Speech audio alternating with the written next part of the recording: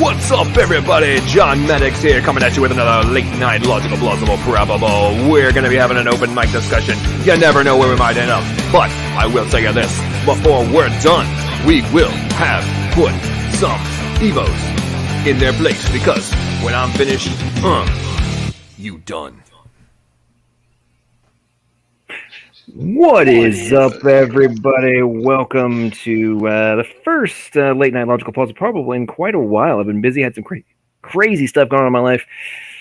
Oh, it's been an epic last couple of months. However, I gave into peer pressure tonight. I was being bugged. Hey, man, you haven't done a show in a long time. You need to do an after show. Come on, do it.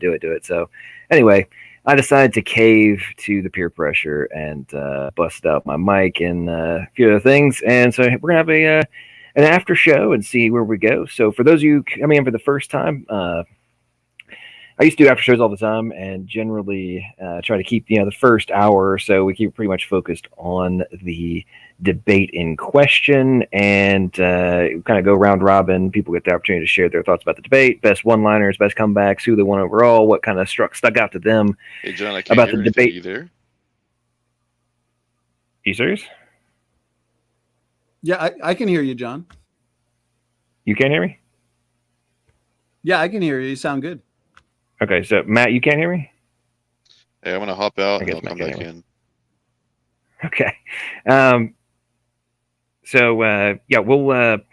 do kind of a round robin of initially as people hop in. The link is pinned in the side chat if you want to come on in. Like I said, just initially, we'll kind of go round robin. Everybody get a chance to share their thoughts, we'll do some back and forth stuff, and then kind of take it from there and get see where the night takes us. So, SFT, you were the moderator of the debate. I know you got to keep a lot of your thoughts to yourself a little bit. What do you think about the debate overall? Was it did it live up to the hype? What were your thoughts? Yeah, I kind of advertised it as the main event. We've had a lot of huge main events this summer. It's been epic. I didn't think we could top last summer. Last summer we had so many good debates, a couple of which you helped moderate. John, one of them that comes to mind was Kent versus Dr. Garrett. So yeah, I really think it lived up to its hype. Mark and Kent, both, in my opinion, great debaters. Although I don't agree with Mark, he definitely makes for a good debate. He's confident, and so is Kent. So I think overall it was just an epic debate. We had over 310 people at one point, plus Noah's Ark and Noah's Flood always leads to some really, really good questions and discussion. And Kent, I think, is one of the best at that topic. So if you're going to have that topic and you're going to have a debate against, an atheist or a skeptic, I think Kent's kind of the man to get in there to answer some of these tough questions on Noah's Ark and Noah's Flood. And it was epic. Yeah, 2 hours flew by. So. Yeah, he always seems to hold his own, shall we say, against the the challengers, especially when it comes to the ARC debates. Like I've never seen him look lost. I'll put you that way. There's always been a sometimes there's technical difficulties. There's getting the mics to work like tonight, but when it comes down to rubber meets the road and does the pitch bond with the gopher wood and keep it from leaking. He's gonna come for you, man. There's no ifs, ands, buts about it. First time. Now moving on, we got first time. I think you're the first time on my channel here. Maury. I'm probably missing your name. Moriel. Is that your name? How I pronounce it? Yeah, I pronounce it Moriel Rorschach. Yeah. Okay, Moriel. All right. It's okay. Yeah, I got you. Well, even so, you don't want to just. What kind of a host am I? If I don't at least attempt to pronounce your name correctly, come on, I would just be giving you no fair focus. So, what are your thoughts? The floor is yours. What did you think about the debate? Did you see it? What were your thoughts? Back and forth, best one-liners. Floor is yours. Yeah, I watched the whole thing. I've been watching Kent for a very long time. I agree with. I think he makes a lot of points very well, but he's obviously very stuck. I don't want to judge him for being stuck in a specific script, because if you discuss the same topic so many times, I've seen 20 different people make all of the points that the other guy made, and unfortunately I'm not familiar with the other guy. The first time I've seen him, so I've already forgotten his name. But when you have a good answer, you generally repeat the same answer, but that also kind of gets him in a rut. And I think that ideally he gets into a situation where he gives the most effective answer to win the argument, as opposed to having a little bit more of a discussion where he can actually come to a little bit more of a common ground, so he can be a little bit more convincing. So both sides in a lot of debates tend to just kind of close their ear and make their point and say, well, you didn't disprove me, therefore I won. Whereas if you say, okay, well, what do you mean by that? Elaborate on that a little bit and let them disprove their own point. It tends to be a little bit more effective. One thing that a big opportunity that I wish I could get a hold of Kent to let him know about is that you guys were talking about the gopher wood and pitch and water leaking and whatnot. And the other guy made a big deal about holes in the boat, and now that's not a possibility. That would be bad and whatnot. But I'm actually at work right now. I build Boeing planes. Nobody knows that. I'm not at work right now. Excuse me.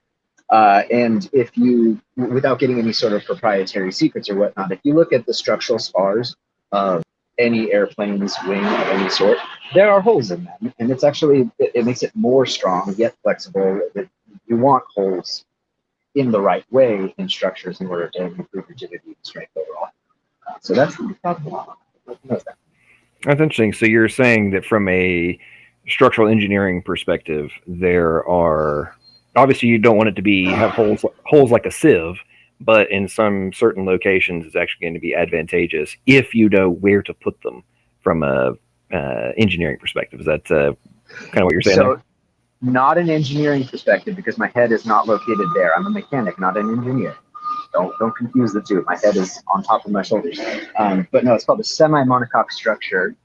You want skin rigidity, and by having specific bends in specific places, you can increase the overall strength while reducing the amount of material that you need and weight and all that kind of stuff. Obviously, weight's not as important for boats.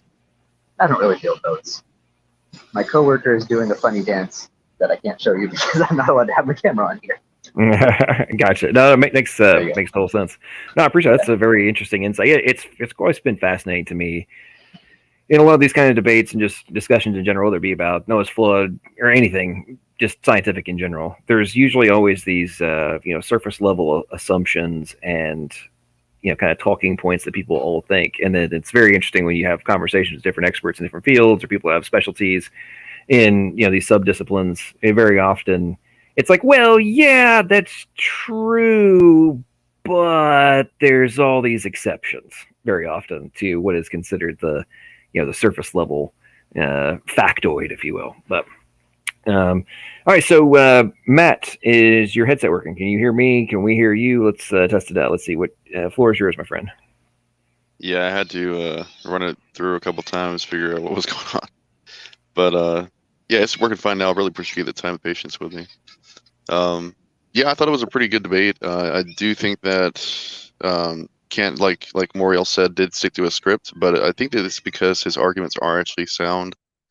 There are some things I think you could kind of say are a bit ambiguous, but it's only because there's only so much that you can really work with. He's not a geologist. He's only going based off of his current prior knowledge and his understanding, and of course his teaching expertise. So, believe it or not, he does his best, I think, with what he has. So, from that perspective, I think he did a pretty good job. Mark, I think he threw out a lot of ad hoc responses and questions that I've heard a lot before, like the koala one. And it wasn't that it was a bad argument. It's just that it doesn't really jive whenever you put in perspective that we've only been studying koalas for the last 100 years. And who's to say that they didn't develop that adaptation for them to eat strictly that eucalyptus type over the last couple centuries? Like, you don't know that, right? So, I don't know. To him, for me, it was like, where are you getting that this is an issue somehow? He believes that everything else evolved, so why is this an issue now? Well, man, that's a very interesting point. When I was hearing that, what really struck me was, a whole boatload of organisms out there they can synthesize all of the amino acids that are necessary. Exactly. We can't. Like, we have limitations, and there's other organisms that obviously different types of animals that do have the same limitations, but the majority of them can synthesize everything. And there's also very strong evidence that, and this always cracks me up when I read about this stuff of like, oh, it appears that in the past, XYZ organism had the capacity to do X, but then they lost it. It's like, okay, so if we know beyond doubt, there's all sorts of functions that have been lost and genes that have been broken and so on and so forth. Why would it not make sense that, hey, maybe they had the capacity to not need to be carnivores? Yeah, at one point, exactly. There's just that, but I'm just saying. Yeah, and I mean, he did bring up that whole point with the well, I think it was Kent that brought it up with the lion that could eat cabbage, but he made it seem like it was impossible that that could have been, some kind of potential in the past, just because he couldn't Google it. And I'm like, what is the problem? Like, even if that weren't the case, where you couldn't actually see physical evidence at the moment, is it not really plausible that a lion could actually, go and eat vegetation? I don't know. To me, it was ad hoc response after ad hoc response, and anyways, it's funny. Interesting. If you think about it from the genetic entropy perspective, we're all degrading every generation. The same thing is happening with the animals. I don't see why you'd ever have a problem with believing that in the past they could have done more things than what they can do today. Can I interject on one thing real quick? Yeah. On that last part.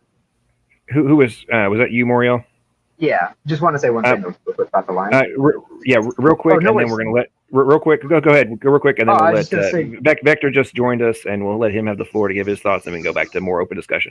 Go ahead, Moriel. Okay, no worries. I was just going to say that cats eating non-meat food. I don't know if anybody's had a cat that is eating cat food. That's not meat. I'd say it's a very good point. Very good point. Okay, Vector, I think this may be the first time you've been on my stream. I don't know. It's been a while since I've done one, so I don't remember. If you have, I apologize. Go ahead. What's your thoughts? Did you see the debate? If you did, what were your thoughts? What do you think the best back and forth? Who do you think won? The floor is yours. Yeah, thanks. Old Earth creationist here, theistic evolution. And so obviously I don't support the effort. Unfortunately, as much as I love SFT and his heart and what he's trying to present, I'm Old Earth, and I've seen enough of these debates, and honestly, for me, it just comes down to young Earth creationism has too many ad hoc explanations. I'm going to go with science on this one. Well, I remember talking to you for hours about ERVs and chromosomes. No, it wasn't hours, but we did talk about it. Oh no, it was. Yeah, we talked about speciation. Hours. Okay, well, what I'll say is, from my experience, it's actually the theistic evolutionists who have the ad hoc, post hoc explanations. Because it has been a few months. So have you found a paper yet showing non-functional endogenous retroviruses going from non-functional to functional? No, and you know what? I appreciate. Okay, so it looks like you're the ones with the post hoc, ad hoc explanations. Go ahead. Yeah.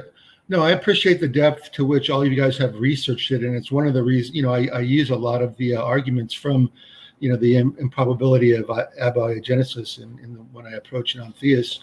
But I know you explained it to me, and you'd probably do it again. But to me, like speciation in 6,000 years, unless physics has changed, I don't believe it's possible. Well, we see rapid speciation events today, so it's really not a problem. As a matter of fact, it's a problem for the deep time evolutionists why there's not more species. Why is there only 10 to 18,000 bird species, for example? Why are there so few mammal species? So it's actually an issue for the old Earth creationists, not the young Earth creationists. I look at it almost if you think about historical progress as it relates to the hard sciences. The way I look at it, God created a perfect world, and he created a possibility space for human beings to exist. And I think just like like in theology, how it kind of progresses towards where you get to the Messiah, which is the culmination. In the same way, God has used processes beyond our finite minds to bring about this possibility space. I don't think looking at the data, because it's a stochastic process, right? We could start talking about Shannon information, stochastic processes. That's why I don't think abiogenesis by itself can do it. But I just don't think, and when I like to study time, A theory and B theory and the nature of time. And I have, I know have a fairly, well, I'll just say a loose grasp on radioactive decay, but I don't think the time frame and the number of species and your geographical location problems, I don't think you can come up with a scenario that's going to convince me logically. And that's just where I stand. I almost wish that I could have a logical foundation to go young Earth creation. But well, here's the thing is, and I appreciate your points, but we do have a logical foundation. And when it comes to the speciation, like I said, the question is why aren't there more species? Because we know based on epigenetic changes, okay, we have millions and millions of genetic switches just waiting to be turned on via environmental change. So we have new species of birds, for example, that we're observing before our very own eyes on islands like the Galapagos Islands that we're actually there studying and observing. We're not observing every last inch of this planet. So if we're seeing new species form today, the question is, why are there so few species? The number of species today that we see actually is in line perfectly with 4,500 years since the flood. Here's another one, a new species of finch on Darwin's finches on the Galapagos Islands seem to evolve through. But what's funny is what we're seeing with these speciation events, they're typically due to what's called shifts in heterozygosity to homozygosity. So we're seeing adaptive changes, new species, as a result of a reduction in allelic variability. So this makes sense. Take species back thousands of years ago where they had more allelic potential, more levels of heterozygosity, you'd have faster speciation events. So today we have less genetic information and heterozygosity for speciation events, and yet we're still seeing it in real time. Go back thousands of years ago, speciation events would have been even faster. So my question to you then, if we're seeing new species in real time, go back, let's say 300 million years, to theropod-like dinosaurs and the origin of birds according to the evolutionary model. Why aren't there millions of species of birds? Why only roughly 10,000 to 18,000? We see new species form today. So really that makes sense in 4,500 years, but 300 million years? Yeah, I'd be curious. How do you account for the low numbers of species? Go ahead. Okay, well, let's make our assumption that the laws of physics and everything are exactly the same as they are now. And so we have a 6,000 year time period. So all we see currently, and I agree with you on this, we see structural changes, small structural changes in color or size and shape of, organs, or the way that these organisms express themselves to the environment. But I think now we've reached kind of a, well, anyways, it's the whole paradigm. For me, chromosome 2. Well, wait a minute. Stop. Hey, don't slap and run. Don't slap and run. Okay, Answer the question. Why, if we're seeing new bird species today form, and Right. yet we only have roughly 10 to 18,000 bird species, we can look at lizards. I'm actually just going with bird species because that's one of the most the species that we see. Everything else, I mean, lizard species, we've only got about 4,600, snake species, 3,600, rabbit species, 29, bats, easily explainable in 4,500 years. Now, even with bird species where we see Stop right there. I reject that previous statement. Easily explainable in 4,500 years. Yes, no. because we see new species form today. So if we're seeing new species form today, it clearly doesn't take thousands to millions of years for new species to form. So my question to you, and I'll ask you for the third time, how do you account for such few species? Focus on birds if you want. Why are there such few species if apparently birds go back 300 million years to theropod-like dinosaurs? We should be seeing millions of species, not just thousands. So yeah, go ahead. How do you answer that? Okay, well, that's easy to answer. So I'm a theistic evolutionist. I'm a Christian idealist, kind of a la IP. So my answer to that would be that I don't accept. Okay, let me premise this. Okay, I think God's infinite, and guess what? He could have poofed this into existence from a possible world through string theory in some way that we can only imagine. And if that's the hypothesis, I'm going to say. Why such few species? Please just answer the question. Okay, so as far as speciation, Okay, You're the yeah, one who you brought said up speciation. So why such right, few and it's species? actually a problem for your model as well. No, I'm showing you that it's not a problem for my model. I've got I'm saying source it's a after source. problem for I your literally got model. the numbers of Okay, species in front of you. Is my screen okay, shared? I'm Why going to are there make it such few bird species? Go ahead. okay. So far, I mean, we know the process of evolution. We know what alleles are. We know how it affects populations in the wild. What's an allele? So, What's your definition of an allele? don't. I'm not a biologist. I Well, mean, you said we know what alleles are, so yeah, clearly you don't. yeah. My background is engineering and philosophy of mind, stuff like that. So I don't. To me, I'm going to let you guys do the hard work of understanding the specifics of the You're the one genetics. that came in though, and Yeah. you were slapping and running. You said speciation's a problem. Okay. Well, for us, let me. and I'll yet give we you see my. new I'll bird give you my. species form in real Okay. time. Go ahead. Yeah. Well, what's your answer? Yeah, I understand your why question. such Let me few give you. species? Let me give you my answer. Okay. My answer is that since I believe that evolution is the means rather than fiat ex nihilo, that I think God brought the whole cosmos ex nihilo, but I think that it's possible that we just interpret the Bible differently. Yeah, but you still haven't answered the question. It's My question to you impossible. is why are there such few? You came in here and said that the young Earth creation model has a speciation problem. There's too many species. I gave you my I'm answer. actually showing you that there's too few species for your model. If birds go back 300 million years to theropod-like dinosaurs, and yet we're seeing new bird species form today, okay?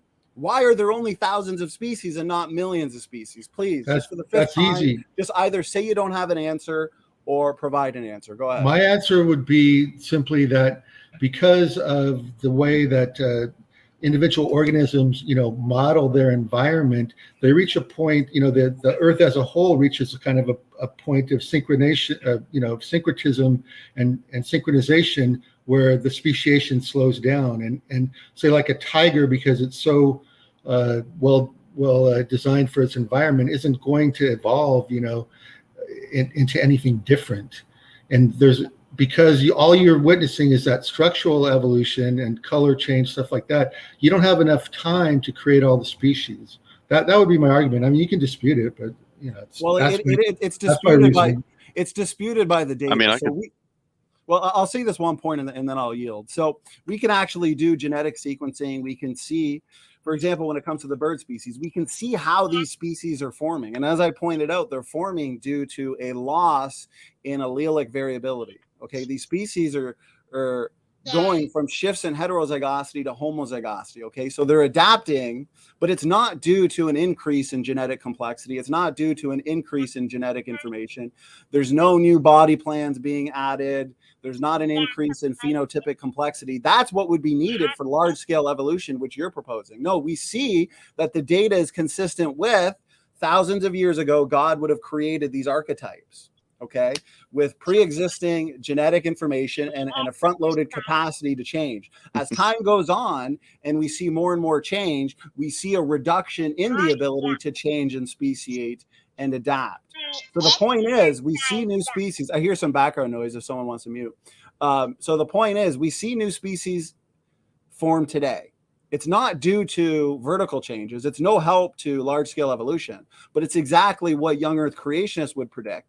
And we've got the numbers, we've got the predictions, and we can look at felids, we can look at canids, we can look at mammals, reptiles, aquatic species. It's all in line with roughly 4,500 years since the flood. We also got that massive barcoding study where over 90% of species originated at exactly the same time due to the levels of genetic diversity in the CO1 gene. Okay, that's more proof of the flood bottleneck. So no, there's no problem with our model. And my point is the problem exists in the evolutionary model in that there's too few species.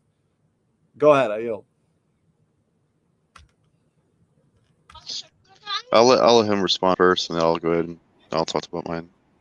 Okay. Again, and we're just going to agree to disagree. Is I don't think the time frame is sufficient to create the changes that you're talking about. Say, like for instance, from a snow leopard and some other type of cat-like creature in the Amazon jungle or something.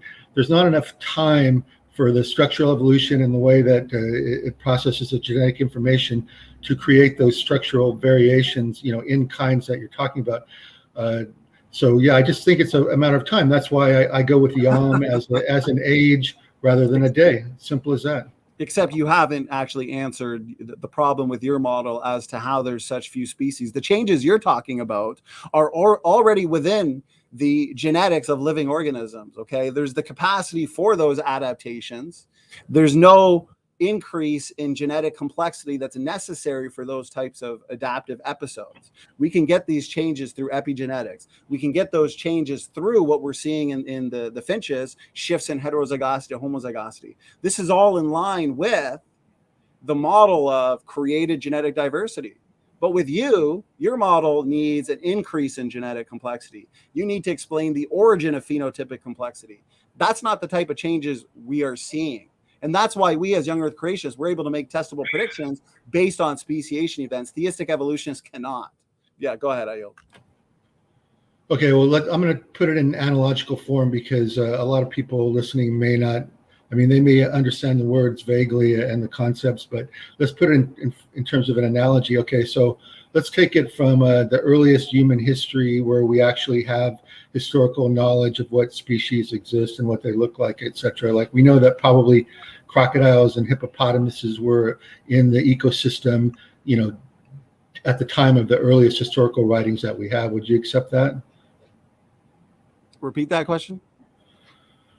We have historical documentation of what types of species existed in reality from the earliest that we can trace back to human beings, which we're going to go with 6,000 years in your model. So, right, we can see certain felid species in Egyptian records, for example, and we can see pictures. Okay, but you're missing my point. You're missing my point. So, say like an animal like a hippopotamus or a crocodile, so that's so perfectly designed for their environment, they're not going to evolve, towards something that's the reason that, and this discussion could take hours, but so that's just my short analogy of why if you observe the changes that we see in that 6,000 year time frame that we have available to us, we don't see enough structural changes going on now. And I don't know, maybe you can explain that to me genetically. And then I'll share my screen, John, and this will be the last thing I'll say. I don't want to dominate the whole time. So the thing is, I've got a number of papers here that refutes exactly what you're saying, okay? Animals are evolving faster than you think. Here's the living proof. Is rapid evolution common in plant species? These findings suggest that rapid evolution could be remarkably common in introduced plant species. We've got paper after paper showing that, here's a great one too, epigenetic variation, okay, which can happen simply through environmental change, environmental cue. We can see epigenetic variation may contribute to the phenotypic diversity of Darwin's finch populations. So point is, we can see just through even epigenetic changes, through the other changes that I talked about, rapid adaptive episodes. Okay, we see certain fish species, they enter a cold water and all of a sudden, boom, they evolve an adaptation that prior evolutionary thinking was this would take thousands to millions of years. So no, the data, the secular literature refutes what we're saying, is that we can see, look at here, more and more evolution is showing that rapid evolution can occur in as little as 10 to 100 years. Now remember, when they say rapid evolution, when you actually look, because we should always look to the genotype. What are these changes? We can look to the phenotype, okay? But these adaptive episodes, what are they the result of? Well, when we look to the genotype, we see that they're a result of a reduction in genetic variability, a reduction in genetic information. So that's not going to take your fish to fisherman. So yeah, we see adaptive episodes, but it's perfectly in line with the young Earth creation model of created heterozygosity, which just means a state of DNA diversity. So no, everything you're saying is actually refuted by the secular literature. It just shows, unfortunately, that you're not up to date with the data. Yeah, go ahead. Okay, perfect. So yeah, this will actually make it clearer to everybody, perhaps. Okay, so basically what you're doing is you're taking information from a scientific model that doesn't agree with what you're saying. So the data that they're presenting, saying it's faster than we thought, yeah, that's faster compared to the long time frames that they propose. Exactly. So it can happen quickly, which we're no. That's what I'm saying. You're taking a quote, or you're taking an abstract from a paper, or you're taking some other information from a model that the data in that model is based on those long time frames. So if you take it out of that context and then try to quote and say it's happening fast because they said, yeah, faster than they thought, for whatever reasons they're going to give us, You see what I'm saying? Yeah, and that data refutes exactly what you're saying, is because we can see that change can happen rapidly. So we don't need millions of years. We know that epigenetics can lead to rapid adaptive episodes. We see new species form in real time. I've shown you a couple papers on that when it comes to the finch species. So this whole argument that there's too many species to explain in just 4,500 years has actually been completely dismantled, and it has led PhD young Earth creationists, for example, Dr. Nathaniel Jensen has a PhD from Harvard, and he's written numerous technical papers that I recommend you read with a very, very well laid out model on speciation and speciation events since the flood. So no, this has all been looked at, and this argument about speciation has been thoroughly addressed and refuted. And based on what we now know about rapid change, it's actually a problem for the deep time proponents, because the question again is, why are there so few species? Why aren't there more species if deep time evolution is true? And I yield. Go ahead. Yeah, you did. If you can address for me just a simple question, okay, if like say humans and all of their species are finally adapted to their environments, you know, to that extremely high level, to where these changes now that we can observe is just finches or colors of a moth or whatever other data that you want to present. You're talking about just color changes, you know, like skin color changes that are happening in 6,000 years, you know, might change a little bit. I think they're saying, well, it doesn't matter because I just believe a different model than you. Oh, Wait, don't stop it right. You said if only I could explain. You said if only I can explain, but then you never said what I need to explain. Well, what is it? It seems like you're all over the place. What do I need to explain that I haven't yet explained? Okay, so first of all, you haven't addressed the question of how the species remain intact that we have historical references for in terms of their total, you know, genetic makeup. I subtract that in terms of their physical qualities that were described to us. You know, like say we know that the lions that 6,000 years ago that were possibly taken on the ark, I believe in a local flood. So I just have a different paradigm view of reality. Okay, but yeah, you still haven't actually presented an argument or answered any questions. The changes we see, for example, actually, those are arguments. No, there isn't. You're just slapping and running all over the place. Okay, so if you look at my slide that I have here, if you look to an ark archetype, okay, and you look to the changes that would be necessary to produce your cheetahs, your lions, all your different 37 felid species, okay, all of those changes do not require an increase in phenotypic complexity. It does not require anatomical changes. Okay, yeah, we see morphological changes, we see shifts in gene frequency. What we actually see is the result of the front-loaded capacity for that change. But when it comes to the evolutionary model, to take a single-celled like organism into a whale, that requires the opposite.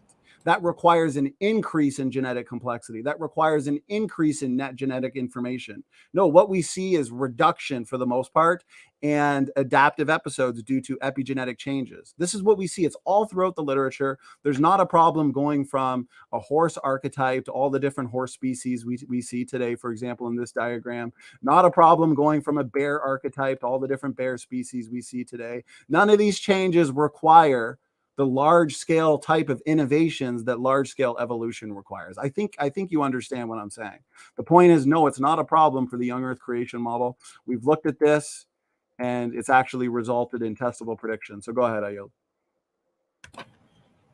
Yeah, you haven't really addressed okay, well, why all the species that we have, most of the known species that were known to ancient history that we have a record of historically that we can scientifically support. What, hippos and crocodiles and lions and tigers? What about them? It's not a problem for our model. I don't understand what your argument is. None of that requires large scale changes. Okay, if the lions go, hey, LP, why don't you jump in? I think I've gone as far as I can go.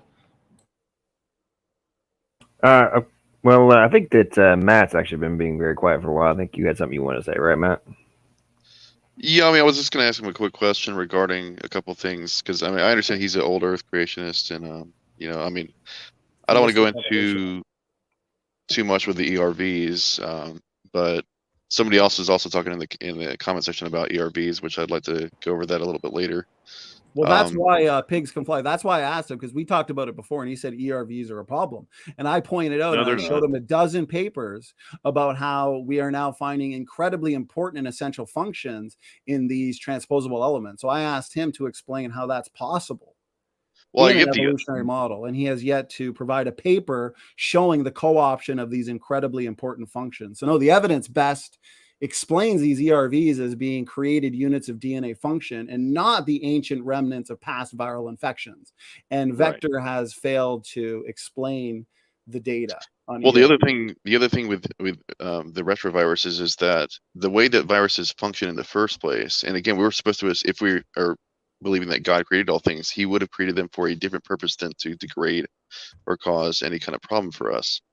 So that's something that would have developed over time. But the real issue is that these ERVs, they have to be able to function in a very specific way. So they would only be able to affect a very specific small portion of your DNA for the purpose that they were designed to enhance or whatever would it be.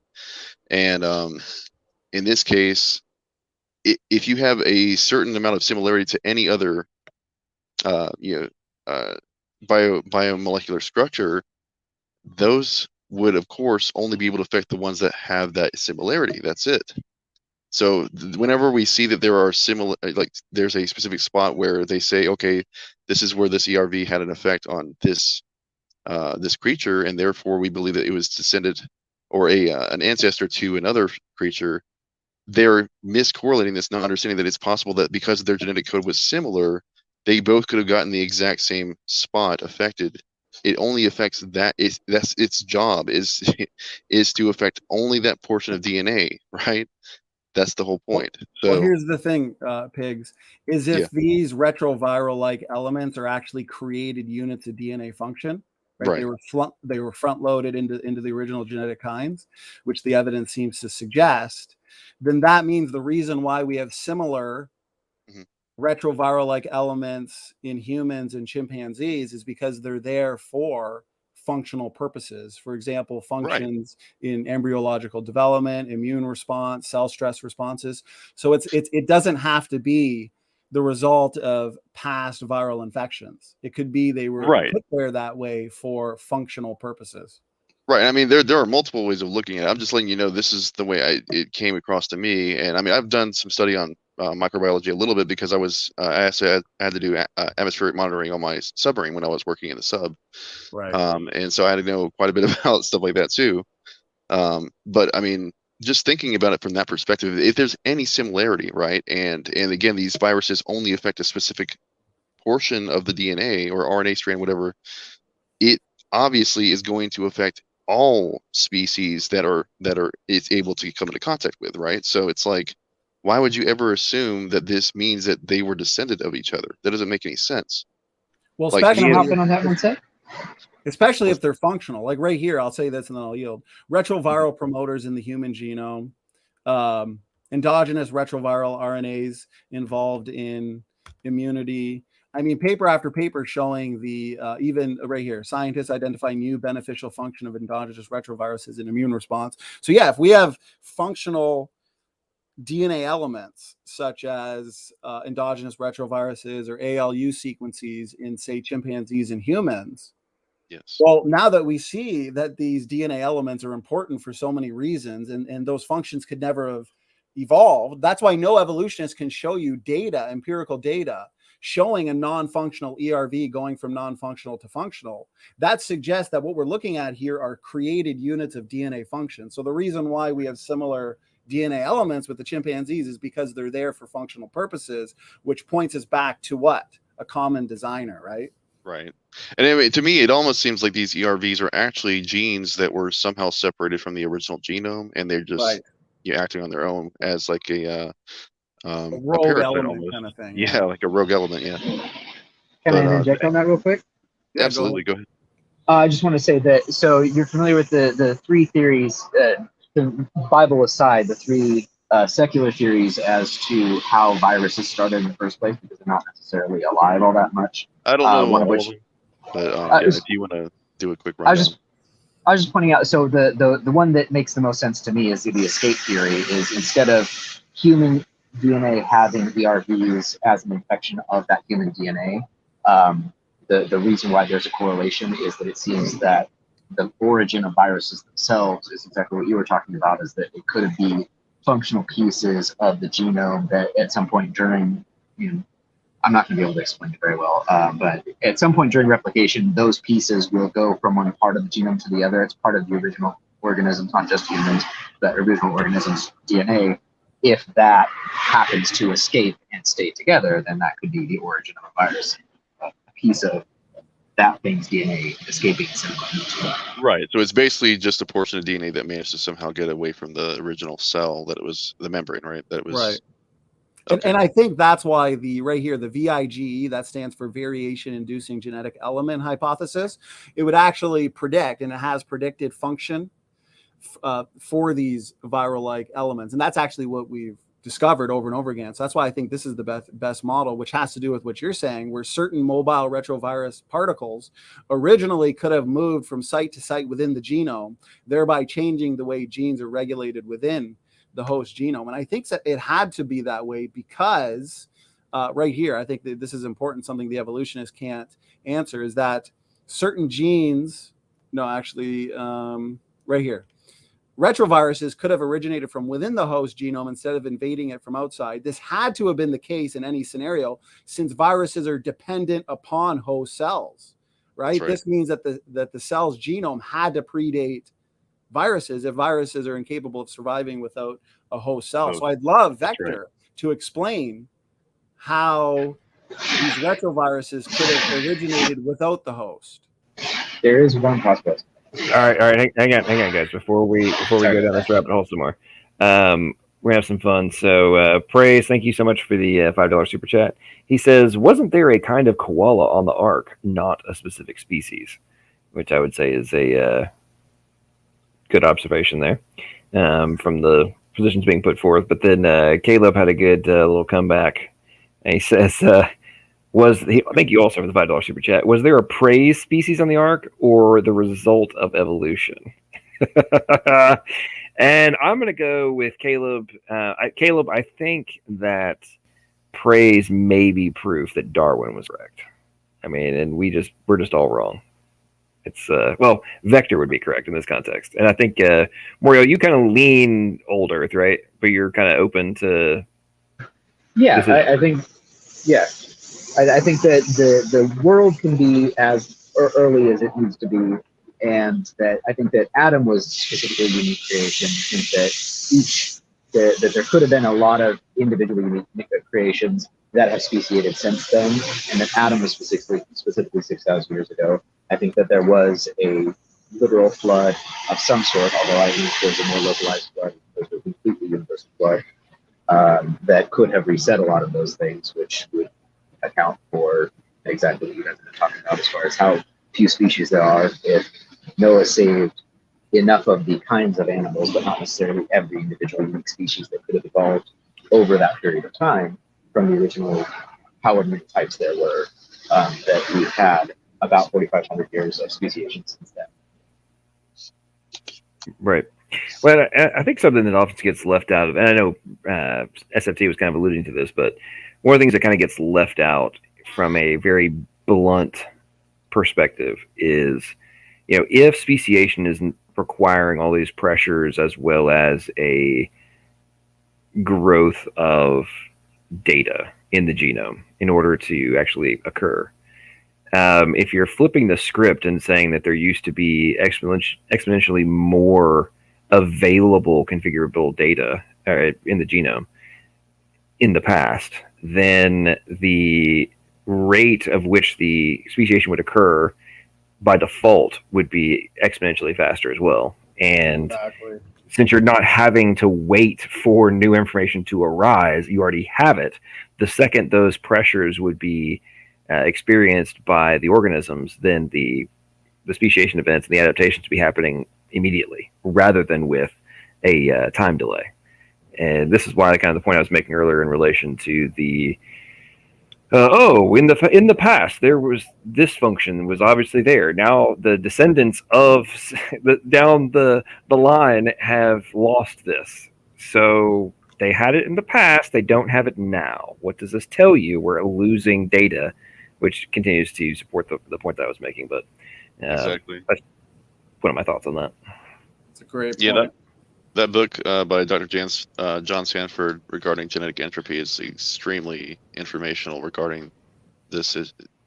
I mean, I think that once people realize just how much the genome of every animal is, including humans, if you want to count them as animals, is degrading, that will be a huge eye opener, especially for people that are in the old Earth camp, just because you do really have to account for why everything isn't already extinct, if that's the case. I mean, I highly recommend both of you to just go and check out that book. You'll see what I'm talking about. The rate of decay and degradation on the genome is astronomical, and he was talking about just a mutation rate of just 0.1 having detrimental effects that we couldn't even fathom trying to uphold, and we have it of upwards of 60 to 100. So and this is per generation, by the way. So every single individual that's born is going to have at least 100 mutations, most of which are going to be deleterious or neutral in quotes. And those mutations, another 50 of that is going to be carried over to your offspring. And those mutations are often deleterious. They are deleting part of your genome every single time you have offspring. So if you imagine the number of generations we have so far, it's literally a miracle if we have been around for millions of years. It's impossible. Right. It's impossible. The mutation accumulation problem puts shelf lives on genomes. And exactly what you were saying here, Brother Pigs, John, if you can share my screen. Here's a paper by Michael Lynch confirming what Pigs is saying. An average newborn contains 100 de novo mutations. And we know that the vast majority of our genome is actually functional. So this has been looked at. People like Kondrashov recognize that there is a massive problem when it comes to mutation accumulation, because most mutations are nearly neutral. They're invisible to selection. So they degenerate over time. And he noticed there was a huge problem, even if 10 of those were deleterious, because somebody like Kondrashov, he believes that only 10% of the genome is functional. Now we know at least 80% of the genome is functional.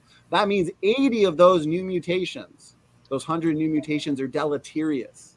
That's detrimental to all species. It puts shelf lives on species. Species cannot go back any more than a couple hundred to a few hundred generations. That's actually a fatal blow to evolutionary theory. So good point, Pigs.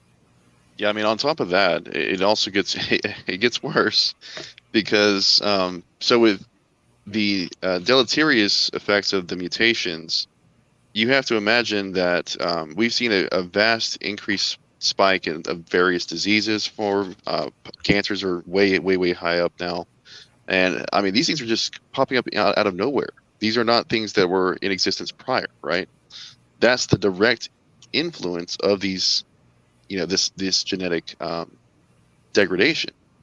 If you just go back in time, you'll start to realize that the human genome was much stronger. That's why there were groups like the Spartans that existed that could go out and war, right. And they wouldn't have, I mean, they could survive for days, sometimes weeks without food. And that was just their lifestyle. But whereas, we most of us, probably some of it has to do with us being coddled. We live in like a very safe environment, nowadays, in some depending on where you live, of course. And that might also be contributing toward this degradation as well. But I don't know if you guys have ever heard, I know that Standing for Truth has heard of it, but the Richard Lenski experiment on E. coli, right. Basically the exact same thing happened in that, because they had these, the bacteria, the E. coli that they had cultured there was basically becoming pampered, right? It was like a pampered pooch version of the of E. coli, and it lost the ability to use its flagellum because they were on a centrifuge. It was just constantly shaking it around and feeding it, just free meals. And Lenski's experiment is a prime example of reductive evolution. I mean, his bacterial populations, I think there's about they 12 can't go of back. them. They can't go back to the normal they're life. cornered. Yeah, they're painted into a corner, and they've shrank in functional genome size. And here's the thing, Pigs, to back up what you're saying, is a lot of skeptics, and I debated, I had a discussion with Rob Rowe recently. I wouldn't call that much of a debate. He didn't have an answer to anything. And I pointed out that these aren't young Earth creationists that are coming up with this data. I mean, this is world famous population geneticist. To back up what you're saying, Pigs, Michael Lynch. He points out exactly what you're saying. The incidence of a variety of afflictions, including autism, male infertility, asthma, immune system disorders, diabetes, already exhibit increases exceeding the expected rate. Look at this. At least 30% of individuals with autism spectrum disorders appear to acquire such behaviors of de novo mutation. So the evolutionists, like Vector here, want to say that a fish evolved into a fisherman, or a bacteria-like organism evolved into a biologist through mutation accumulation, because they say mutations are the source for all genetic diversity, for all innovation and genetic variation. And yet what we see is mutations degrade, mutations destroy, mutations lead to disease and cancer. Okay, mutations are taking us downhill and not uphill. That's why evolutionary theory is a joke. It's a fairy tale. It has no evidence. Mutation accumulation has absolutely destroyed pond scum to people evolution. Yeah, and I mean, and the odds of getting a single beneficial point mutation is like 1 in a million per individual mutation. And it's like that starts to become a lot exponential, in the sense that you aren't going to expect to see this across generations, right? So even if you get one beneficial mutation, what are the odds that you're going to pass that generational mutation to the next generation, right? And what's funny about that is that's exactly, and this has all been looked at. Look at, there's paper after paper, thousands of artificial simulations through Mendel's accountant, which is the most sophisticated program that simulates the evolutionary processes of natural selection, mutation, so on and so forth. So they've looked at that. Can beneficials counterbalance the deleterious mutation accumulation? Nope. You can have 1, 2, heck, you can have 20 beneficial mutations. And Lenski's experiment has demonstrated that beneficial mutation rate is about 1 in a million. So it's far too rare. And typically those beneficial mutations are still reductive. They are the result of a broken cell, broken protein, as we see with sickle cell anemia. Well, so no, you can have a beneficial mutation. Heck, you can have 100 and they still cannot keep up with deleterious mutations. It's been looked at. It's been falsified. Yeah. Go ahead. The way that they the way that they define the term beneficial is actually in terms of whether or not you can have offspring sooner, basically. A lot of times, not all the time, but most of the time, that's what it's been shown to be. So if like I said, with the Richard Lenski experiment, they were counting beneficial mutations as anything that allowed them to propagate their genetics quicker. And that was their version of a beneficial mutation. Now, that's, in terms of like removing things that they didn't need, that made it more efficient and easier for them to do those things, right? Based in a certain environment that they were in. The one that was able to digest citrate, again, that was something that they already had in their genome from the first gene, but it was not an expressed gene. It was in the epigenetics. Right. And so when it was expressed, after they had lost their function of the flagellum, they ended up unable to turn off the gene. They can no longer go back in time and remove that gene if they ever go back into a normal living environment. Right. In other words, they would not survive outside of the citrate. They're losing genes short term for adaptive purposes, but it's actually long-term degeneration. This backs up what John was saying. Alexei Kondrashov, he is not a young Earth creationist, okay? He's a world-famous population geneticist. He said in the average human genotype, over 100 genes are dysfunctional or altogether missing, and over 1,000 genes are substantially impaired. Does that make you feel pretty good about yourself? Look at this. A newborn human carries about 100 de novo mutations, okay? About 10% of which are substantially deleterious. So he's saying that a rate of 10 deleterious mutations out of those 100 is too much in the human population and in other populations. And yet we now know at least 80 of those are deleterious, which means evolution and evolutionary advancement is impossible. So the thing is, with Vector. I'm hearing a lot of background noise, and I think it's. Hey, Mario, I'm put you on mute. Whenever you want to come in, just unmute yourself. But we're hearing the background noise. I know you're at work. Yeah, here's Sorry, the I last thought I point was I'll muted. make. Here's the last point I'll make, and to go along with what John was saying too. Okay, we see the data suggests we're losing genes, we're gaining more of a genetic load, we're losing the capacity for change. Okay, because we're going from more heterozygosity to less, where we have more homozygosity now. Point is, Vector can't explain this data. Theistic evolutionists can't. Naturalistic evolutionists cannot. What this logically means is if we go back in time, that means we had a greater genetic potential for change. We had superior genomes, which explains why in the Bible we see that the early biblical patriarchs lived hundreds and hundreds of years. Okay, all of this suggests a downhill process and not an uphill process that's required if a fish evolved into a fisherman. So go ahead, I yield. Okay, great point. I think this might illustrate how I can give you at least somewhat of a rebuttal to that. So we have to think of it in terms of the conditions that are causing the deleterious mutations. So what we're measuring now is based on, in our modern society where we have all these artificial inputs into the data, that into the organisms that can cause mutations, and we artificially created one in that experiment you're talking about. But couldn't the theistic evolutionists just say that before the fall there was a perfect synchronicity in creation, and so that those mutations weren't happening, and that you still use that process to get to the end result, and you still have Adam, you still have the fall? Well, these mutations that are accumulating in human populations, they're not artificial. I mean, we are passing on 100 new genetic mistakes per person per generation. Pigs, I'll hand it to you, but I want to ask Vector a quick question that'll answer all of this. Vector, how do you explain the origin of genetic diversity and genetic variation? What's the source for genetic variation according to your model? Yeah, that's a mystery. It's DNA, and we can talk about RNA or how it came about. Well, no, it's not a mystery. I'm talking about for genetic change, allelic variability. What results in genetic diversity? What results in new genetic variation? Yeah, well, I'll be honest with you, SFT. I was Young Earth for a while. I was a fan of Creation Research Institute when Henry Morris was heading it. And well, can you just answer the question, yeah. Vector? I'll answer. No, I'll answer for it's mutation. No, stop. According to evolutionary knowledge, mutations, you're dodging, you're ducking, you're dipping, you're diving, you're dodging all over the place. So no. Here's the thing: the evolutionary model proposes that mutations. This is just basic evolutionary theory, and you're jumping all over the place. They propose that mutations are the source for all new genetic variation. Okay.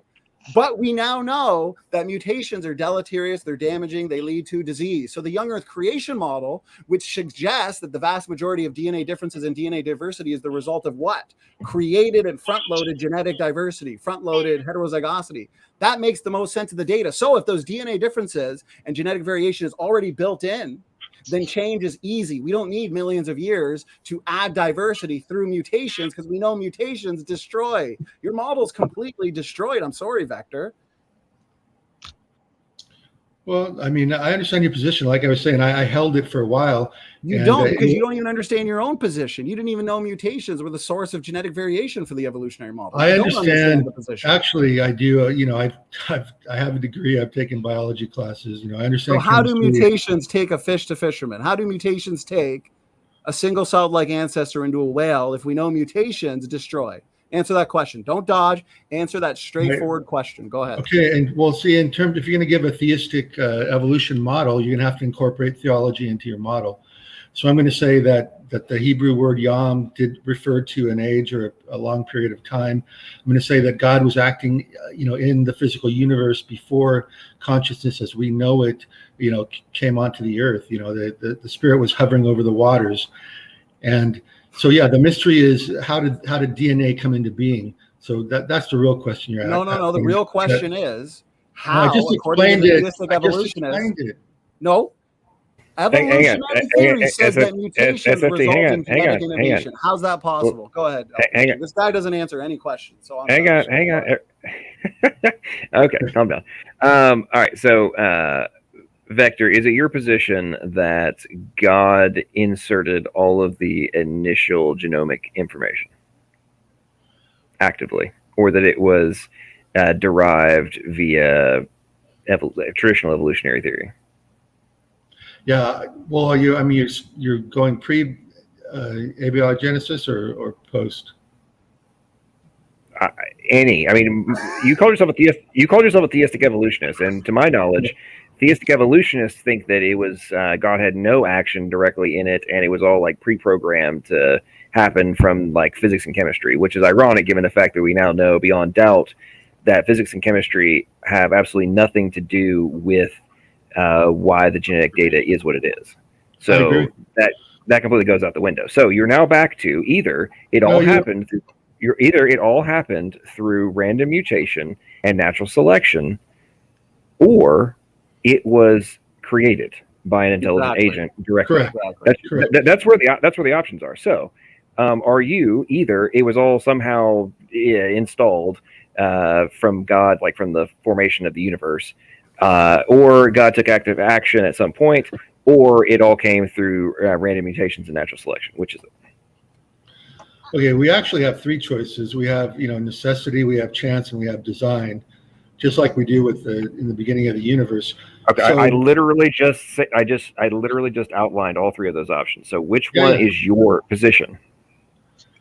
My position is that through what I guess we could term supernatural means, God intervened, into the cosmic sphere during the process of the formation of the Earth and allowed the DNA code to form.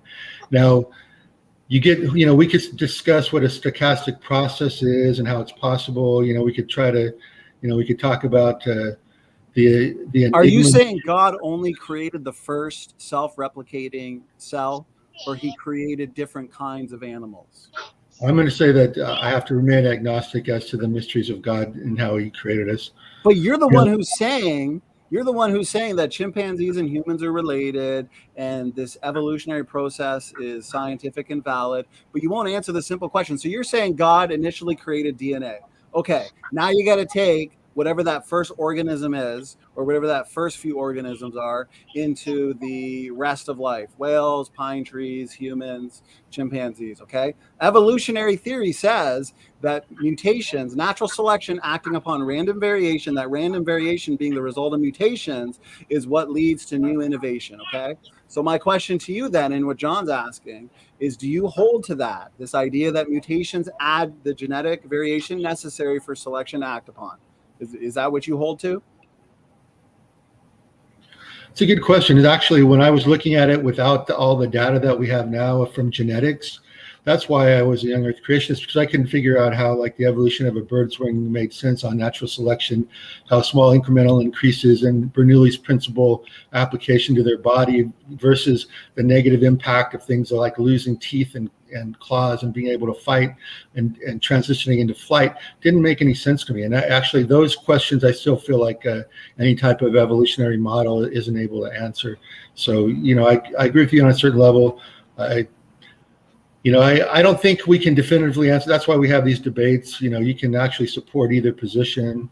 Well, no, you can't support evolutionary theory, as you're proven, and as we have. I've proven that in 80 to 100 debates against some of the best evolutionists. Same with John. So here's the thing: no, mutations are destructive. We've pointed that out. Me and pigs, we accumulate new mutations every generation, and they're deleterious. Population geneticists that are evolutionists and secular are acknowledging this problem. They've come up with solutions. Those solutions have been looked at, analyzed, and falsified. There's yet no solution to the genetic degeneration problem. So the best explanation and the best hypothesis is the model that me and John hold to, which is the front-loaded capacity for change. That what we see in terms of the majority of genetic diversity was not the result of mutations. It was actually the result of design diversity. God front-loaded Adam and Eve and the created kinds with genetic variation that can then be used. It's already front-loaded. It's already built in. It's already pre-programmed into organisms. Now selection and recombination and gene conversion can act upon these design variants to lead to change. That's what we see in epigenetics. Epigenetics demonstrates forward thinking, which puts us back to a forward thinker. So no, mutations cannot account for the novelty that's necessary for large scale evolution, and theistic evolution fails extremely based on that data. They don't have an explanation either. So go ahead, I yield. Yeah, the thing in theistic evolution, that's the whole why the design argument supposedly fails. Even an evolutionary theistic design argument is because we're not able to provide a mechanism to insert the order into what's in the process that's happening. Now, I'll make a caveat to my whole case, and so I can actually jump easily into YEH in this sense. If we have, an infinite God that is infinitely powerful, that controls the nature of all of reality, it's not impossible that he used, means in people won't like this, but he used means from a different physical, reality to create a perfect, world, a perfect earth, and popped it ex nihilo the way that you're proposing.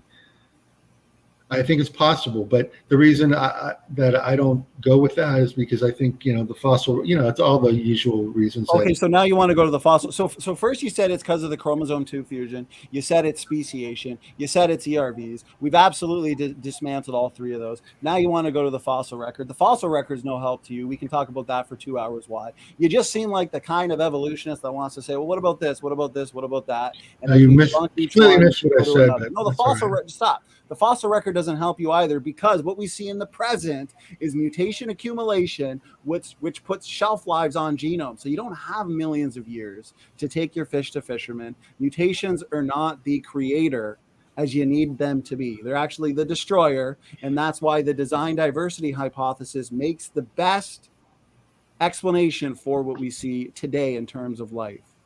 I hold to a design hypothesis as well. It's a possibility space. The thing of it is, okay, well, let's take it back to a level that to me is interesting in that explanatory mechanism and trying to understand it. So we know that the universe appears to have come in, energy has come into our spatio-temporal reality through a stochastic process of energy exploding, or at least we're hypothesizing that. I don't even know I'm not at 100% on even the Big Bang happening the way they say, but we accept that, and then we accept kind of in terms of just physicality, except for on the quantum level, we accept kind of a determinism. Why couldn't God, create a process that would lead towards, order and perfection? And why does it have to only be a 6,000 years? I given you, you're going to say ex nihilo. See, then I have to use the Kalam and everything to try to well, here's the thing is we know just simply based on the first and second laws of thermodynamics, the second law, the law of increasing entropy, we know things are winding down. What that means is we can wind things back to a point of least increasing entropy. So we'd have a point of I understand. We see decay in the universe. We don't see, because it sounds like you're saying we would go back to a point of disorder and God somehow. No. Do you understand? I'm sure you do, and I hope LPP does. You understand what a stochastic process is, right? You're talking about from a random perspective. I understand what you're saying on that, but the point that it has to do with Shannon information and everything like that. Right, but the whole point. Okay, if we want to go on the information rabbit hole, let's do it. Okay, so information of the. We can go down it. So going down. Okay, so going in relation to the stochastic model of the formation of the genetic code and the coevolution theory and so on and so forth, those have all been tossed because they now know that the chemical affinity doesn't exist. So your stochastic has been tossed for 20 years. I'm way behind the game. That's been gone for 20 plus years. What are they replacing? They're basically in a, we don't know really. I guess things could have just co-evolved at the same time, because they're now realizing that there's just no way to account for this from a pure chemical affinity perspective. And let's see if I can find the paper on this whole deal. And this is one of the things. This is one of the reasons when I had debate, especially with atheists, I get really annoyed at listening to the talking points about how this is totally explainable through chemical affinities, and it's like, bro, this has been debunked for a long time, and it's getting really obnoxious listening to these same talking points over and over again. So let me see here. Okay. All right, hang on. I'm going to share my screen.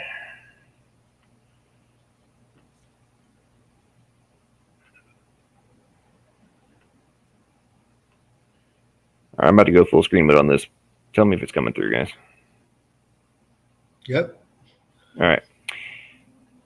All right. So I'm going to read, ladies and gentlemen, prepare yourselves to go to sleep as I lull you into bed reading from a boring paper. All right.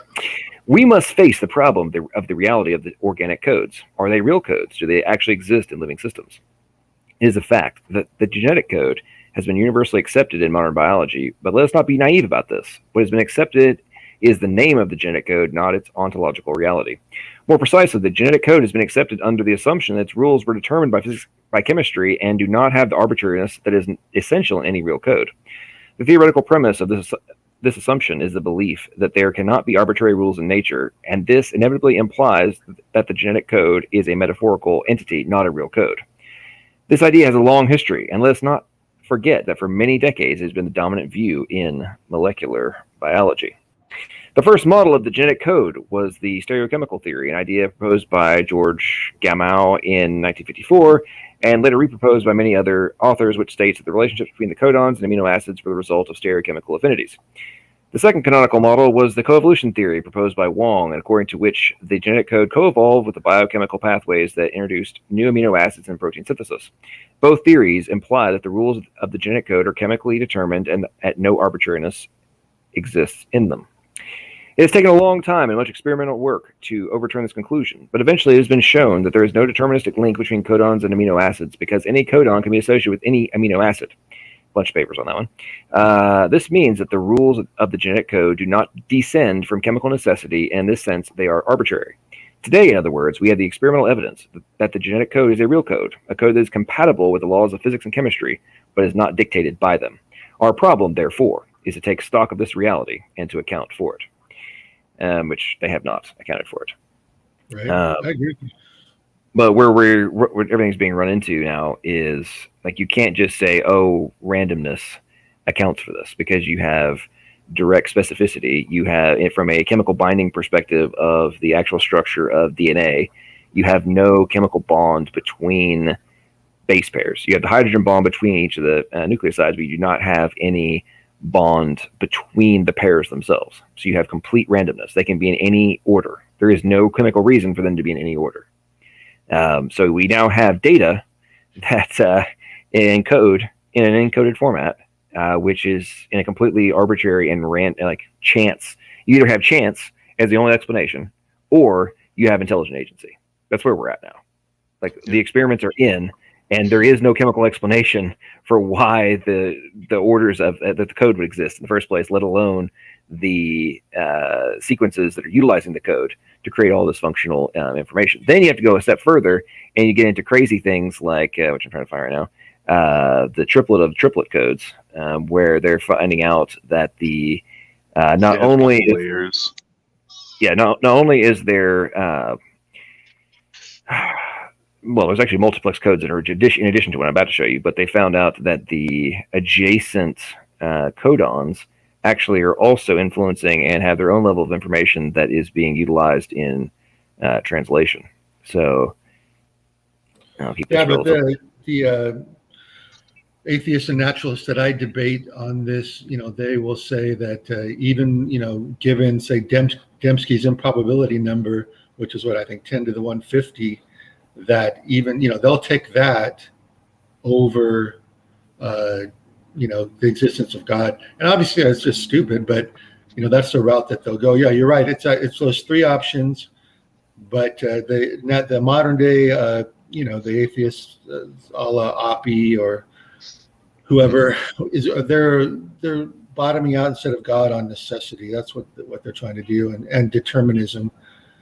So yeah, we're at this point. This is interesting, and I'll try to not make this kind of short, but I think right now it's coming down to a paradigm change between naturalism and theism. And I wish everybody would focus more on philosophy of mind and how to support the untenableness of pure naturalism, through all the theistic arguments like the EAN on etc., and try to get that whole concept of philosophy of mind and how the mind-body problem, is the end of naturalism. And once you remove the causal closure of physicalism, then the atheist arguments will all break down. But see, I agree with you that the hard problem of consciousness is it's a showstopper in my opinion. The problem is that, and this is where I have major issues with the theistic evolutions and such, is the second you remove the obvious evidence for a active intelligent agent being necessary for us to exist, even on just the purely physical level, right? Let alone getting into the mind problem and first person consciousness and such. Before you even get into that, if you've removed the obvious necessity for an intelligent agent, they're going to continue to cling, which they do ad nauseum, to materialism and we don't know yet, but we will at some point, and we will find an explanation for the problem of mind. And when we hear it all the time, I know you hear it all the time. And my point is that when we get into things like, oh, okay, cool, so asynchronous microtubules are actually performing quantum calculation functions. Like, GTFO, bro, if you're going to sit here and tell me that is not evidence in favor of an intelligent agent. So we have multiplex codes. That's that last paper I kind of flipped over there. There's actually, not only is there multiple layers of information in terms of like the codons and the surface level that we thought, things that we thought were synonymous codons actually have additional layers of information. They've also found out that the quaternary code base that we have, alphabet base we have, enables optimal multiplex coding, which enables at least two layers of information to be sent from two different sources on the same channel, which is freaking nuts. We didn't even know how to do that. We hadn't even thought about that until recently. And now we knew about it, and so we went and looked for it and found out, oh crap, turns out our genetic code is optimal on that as well, which is a mind bender. Then let's get into the quantum storage of data in our brains. Then you get into the quantum computing in the microtubule, all this kind of stuff they're finding. I'm like, you actually think A, this evolved, and B, this is not evidence in favor of an intelligent agent. You're either an ignorant fool or you're desperate to avoid the obvious, which is that this is the rational conclusion is that God exists. Both. Yeah, 100%. Now, the final point I was going to make in terms of the differentiation of, and this is why I think you, Vector, and I'm more I know your exact position, but what I'm hearing from you, Vector, is you have a serious problem apparently with the front-loaded DNA problem. If the genomes were front-loaded with all tons of different variables, and then you have a dynamic computation system, which is what we are discovering is happening on all biological systems, are dynamic computation systems, the information processing systems. Like, we're watching real-time adaptations being done through the ridiculous amount of input outputs that surround every cell that are being able to enable the execution of real-time data variation, or sorry, real-time execution of variable data to account for all these different things that are happening on the fly. That requires pre-existing capacity. Like, exactly. You don't get this without already having the capacity. Like, and this is really just blows me away. I get so pissed off at people who claim about evolutionary algorithms explain it all. No, they don't. If you go and read the freaking papers on it, they are really good at optimizing pre-existing functions. Right. Oh, cool. We've already got X. Let's run an evolutionary algorithm to figure out how it works. And then I had an argument with a computer engineer about this last week. Okay, I read evolutionary algorithms after I drilled him down for and he just refused to answer the questions forever. I finally got him. It turned out the actors in his program were immortal. He didn't even. I have a fitness function, all this kind of stuff. Yeah, your fitness function enables them to be immortal, dumbass. You don't have immortality to work with in the biological realm. So congratulations. If you never have to worry about anything dying, then and you got it to improve a smidgen, congratulations. It never died. Whoop-de-doo-dah, bro. I mean, this kind of stuff just gets me so fired up. And then we listen to these hyper confident arguments that we're solving and it's proving everything. It's like, okay, cool. So you had pre-existing source and target alphabets. You had pre-existing programming, which you wrote. You wrote algorithms with target searches. And you also had the logic built in to end the search once you reached your specific objective. Oh, wait. And you had a pre-existing function that you're optimizing that you created. And you're going to tell me this came from scratch. You're a moron if you're actually claiming this has any applicability to the biological realm prior to any intelligent agency being in play. I yield. It's worse than that because they're not even taking into account that there is a 3D modeling system that's in your cells. Like the entire system will execute this, and it takes the DNA structural code and it turns it into a physical 3D expressed physical form. It's like they aren't even thinking about that. Where did that come from? Like, that had to be there. Well, of course. And the other thing one of the things they've discovered, relatively recently, is that protein is actually a semiconductor, and it's like, so this creates an entirely new layer. Okay, with all the knowledge we're gaining about information processing, computation, so on and so forth, and then we're finding out that it's a semiconductor. Interesting. What other type of computation is being done, potentially on the quantum level, but we don't even have the capacity to analyze currently, and are just being able to kind of sort of see. I know there's been a couple experiments that have been being done trying to figure this out, or just start to quantify it a little bit. But that's like bleeding edge, man. Like bleeding edge stuff. Like, oh, it's a semiconductor? Holy crap. You know the semiconductor problem we're having around the planet right now, the shortage? There's active research going into, hey, hang on, could we use protein for semiconductors? Well, that would be pretty awesome. I mean, like, this is why I'm like, okay, folks, evolution in terms of like, oh, there was mutations and there's environmental pressures and there was like geographic barriers that were put into place, and this is what created this entirely new organism over time. Like, dude. Oh, wait, and then stuff like biophoton communication. Bro, data we know is now being transferred and instructions are being sent via freaking photons inside of your body right now. Like, you're telling me this evolved? I don't care how much time you have. I don't buy it, man. Like, call it incredulity. So be it, man. I'm down. You can call me the most incredulous bro on the planet. I'm in for it. Because I think that adaptation of a dynamic system that has pre-existing artificial intelligence capacities is totally doable. But you'll never convince me that an AI system can create itself. And if you think that, congratulations on being the most like Fantasyland living fool who is either ignorant or a moron. I yield. I'm done. Actually, also, let's let Godzilla Freak talk to you. I've been rambling. I'll go Godzilla. Absolutely. You know, I've seen videos where this guy would set up an AI to play a video game, and it'd be like the first 5,000 generations, everyone dies, and then like one guy takes a single step, and then they're able to save that and sort of evolve it through their algorithm. But I mean, it's obvious that this would have no application in evolution in the real world, because if everyone dies, you're just done. Exactly. I mean, it would have to be, again, like it had to all be there at the exact same time. And again, this is assuming that evolution is true, not to mention. But when it comes to abiogenesis, like you have to have everything there completed, including this 4-dimensional system of coding that's already in place. All of it has to be there. And the best that they've ever come up with as far as a natural explanation for coding is they get Shannon information. That's it.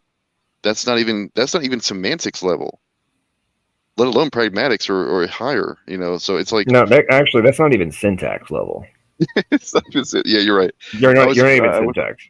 Yeah. So it's like, where in the world are they getting that this is a possibility from a naturalistic perspective alone.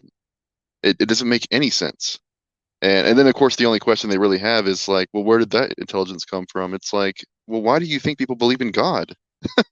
Why do you think that people believe in God? It's because we're not idiots. We're thinking this stuff through, and we understand that we do require for there to be information is contingent upon something. Unfortunately, we believe that it's contingent upon a mind that pre-existed all of the things. That's the whole point. And you can't posit abiogenesis for from the standpoint of an alien life coming about and then seeding our planet, because where did that life come from? Of course, abiogenesis had to come before that life as well. The whole point is it all had to be there the exact same time, completed. I mean, and the thing is, on top of that, a lot of people that don't that want to go against the notion that God exists, or that there was a naturalistic understanding of the universe here, is they do not understand the complexities involved. Not even close. I always point to the five. There's key isomers that I think are just life critical. There's no way that these could have just popped into existence, right? Like you have the helicase molecule. It's like an orbital zipper that unzips and zips the RNA strands into the DNA. You have the topoisomerase, which at about 10,000 RPMs a second, by the way. Oh, wait, crazy speeds. Or a It's minute, it's yeah. insane. And then It's on actually, top of that, I've seen it. I've seen projections. I've seen projections up to 100,000 actually RPMs. But go ahead. right. I mean, it's crazy to fathom. I mean, my understanding is that it even goes so fast that there's like a light that's emitted whenever it's doing this, and it's a magnetic bond, by the way. So in that center portion, just as John was talking about before, those codons, they don't have a requirement to be aligned the way that they are. They were aligned that way. There has to be something that's setting it up that way to do those things. It's not the DNA that's telling it to do that, because it's not there. It's just being reconnected. So, Well, and then you get into stuff like the proverbial chicken and egg stuff. I mean, you get this crazy crap like the microtubules and its system. Well, I'm not even going there. I'm talking about like even further back in the transcription and replication stage. Like you get the clamp loader and the clamp. So most people don't know this because this does not get talked about in textbooks. Is for the polymerase to work, right? Yeah. For it to hang on to the DNA itself that it's transcribing. It's not doing it by itself. Number one, there's like over 100 something different. I think it's like 118 different proteins that are involved in like just getting it all hooked up, which is nuts. But the couple of the last ones are the clamp loader and the clamp proteins. Okay. So the clamp is it's a ring that clamps on, it's like goes around, surrounds the DNA and the polymerase and holds it on there, because if you don't have one, the polymerase literally flies off the DNA. Okay, it literally flies off. It doesn't have the clamp. Okay, however, the clamp loader protein operate. Okay, so you don't have your keychain, right? How do you put your key on? You have to like separate the two pieces of metal in the ring. You slide your key in, and you do it, right?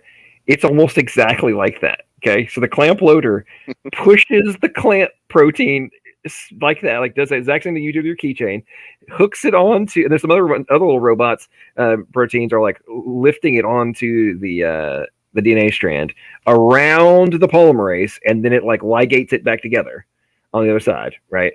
And now it's ready to go. Oh, and not only does it like when that everything's attached properly, it's also the final catalyst that kicks off the entire transcription process.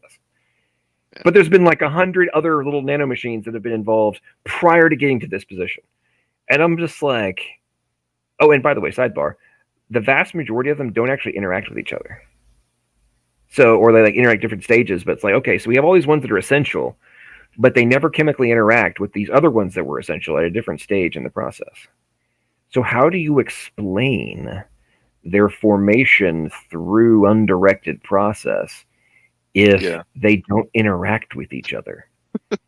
Well, I mean, this is where the whole aspect of spatiotemporal logic, and I'm like, anybody who is a freaking engineer or a coder or a programmer of any kind, anybody who's ever created anything, if you tell me that somehow the paint got on the wood before I built the house. And then it painted the number. Oh, it's kind of like, you'd be like, huh? How did that happen? What are you talking about? Oh, wait, and the nails put themselves in there? And they created them, and the nails created themselves. Oh, wait, and the stairs. All this stuff just, it's like, man, we're talking about, I'm dumbing it down when I'm talking about the plywood and the framing of the house being done. We're talking about, like, the CERN Large Hadron Collider built itself, bro. That's what we're talking about here. No scaffolds needed. Yeah, anyway, I yield with my rant. Go ahead. Who wants to talk next? I mean, I was just, like I said, talking about those 5 key isomers, like the ATP synthase that you talked about before. That protein is required. It's absolutely a life-critical protein structure, and the thing is, it's between the lipid bilayer on the cell membrane. So now you have to explain how in the world a fully functional motor generator popped into existence simultaneously with everything else that had to be there at the exact same time, by the way, to generate an electrical current from protons that are swiveling around the bevel there. And then on top of that, it has a secondary function to turn ADP, adenine diphosphate, into ATP, adenine triphosphate, so that you can use it for other processes within the cell. This all, it screams intentionality and design and purpose. Everything has a purpose. Every single thing in the cell has a purpose. It's mind-boggling that people ever want to deny this. It's like, if you didn't have these purposes, you wouldn't exist. You simply would. You'd fall apart. All I have to say is, if Darwin existed now and tried to make the argument that all of this wrote itself, you would be laughed out of the room. Unfortunately, people have been so brainwashed. We have stunning statements, such as the one you're about to hear, from hardcore YouTube Evo atheists who run around claiming that all this stuff is totally reasonable. The intricacies of our DNA code. Are you concluding that the equivalent of Google, Facebook, Twitter, Snapchat, and everything else could come into existence by chance without an intelligent designer? I suspect so, but again, that's an origins or bust question, which is not what I was asked to discuss. I want to get back to some things where you stand on other things. Let's talk about the Cambrian explosion. Wow. No comment on that. That was ridiculous. Well, it's not just people on YouTube, but even in the professional sphere, you have it where the evolutionary model is their starting point, and everything else is based on it. Yeah. Oh, great point, Godzilla. I completely agree with you, and it's very disturbing, to be honest, in my opinion. It's like, this is why with my rant earlier about the evolutionary algorithms. It's like, do you actually think that your evolutionary algorithm is going to write Facebook? I mean, it's like, I literally dare you to say that in front of somebody if you're a professional, like, doing this. Oh no, I think it's totally reasonable that my little BS AI program right here that I'm trying to figure out how to get it to do this little, like, create a snake, that it's gonna create Facebook. Oh wait, dude, the code base you're using doesn't exist, dumbass. Like, you don't have PHP or JavaScript or HTML or CSS or MySQL or anything else to work with. You have none of that. You have to create the code, the code logic itself, before you can even write one function. And you're telling me that this is plausible? I can't take you seriously at this point, man. Like, this one guy, he told me, he's like, oh yeah, I totally got my evolutionary algorithm. I totally got it to be able to create the source and target alphabets. I was just like, BS, dude. No, you didn't. And then finally got down to, well, it did do code mapping, but yeah, I had already assigned the values. I'm like, yeah, I know. Nobody has. It's like, if you have done this, then you have a net worth of $10 million, because that's the current freaking prize if you pull it off. And you haven't. Nobody has, because that money is still out there. I mean, nobody has pulled off the creation of novel code from scratch with zero intelligent input. None. Yeah, John, I would like to add, even with the code and everything working as intended, for these AI algorithms, the person doing it is still hand holding it the way through. It's still picking the best in every generation through a very selective method. They have Right. a pre-existing fitness function that they wrote. Yeah, I mean, exactly. They know it exactly what you want. It's like, dude, it doesn't work without the fitness function. Hello? Who wrote the fitness function? You did. Like, are you an intelligent agent? I mean, I don't think you're an idiot because you were able to write it. You were able to come up with the logic. So, just by default of it even existing, it required the necessity of an intelligent agent. Anyway, Vector, are you trying to say something? Well, if you think about it, yeah, I agree with you. It's virtually impossible. Add the hard problem onto it. Add the fact that even if you want to take like a single-celled proto-organism, where did the will for that creature come from? The will to survive, that basic principle of all life. You know, that's an ontological, real intentional quality that exists in all life, and there's no explanation for it. And that's the very thing that they deny whenever you say the word teleology. So I agree with you 100%. See, standing, I knew there was something we could agree, that Vector and I could agree on. I think standing went off to get a snack.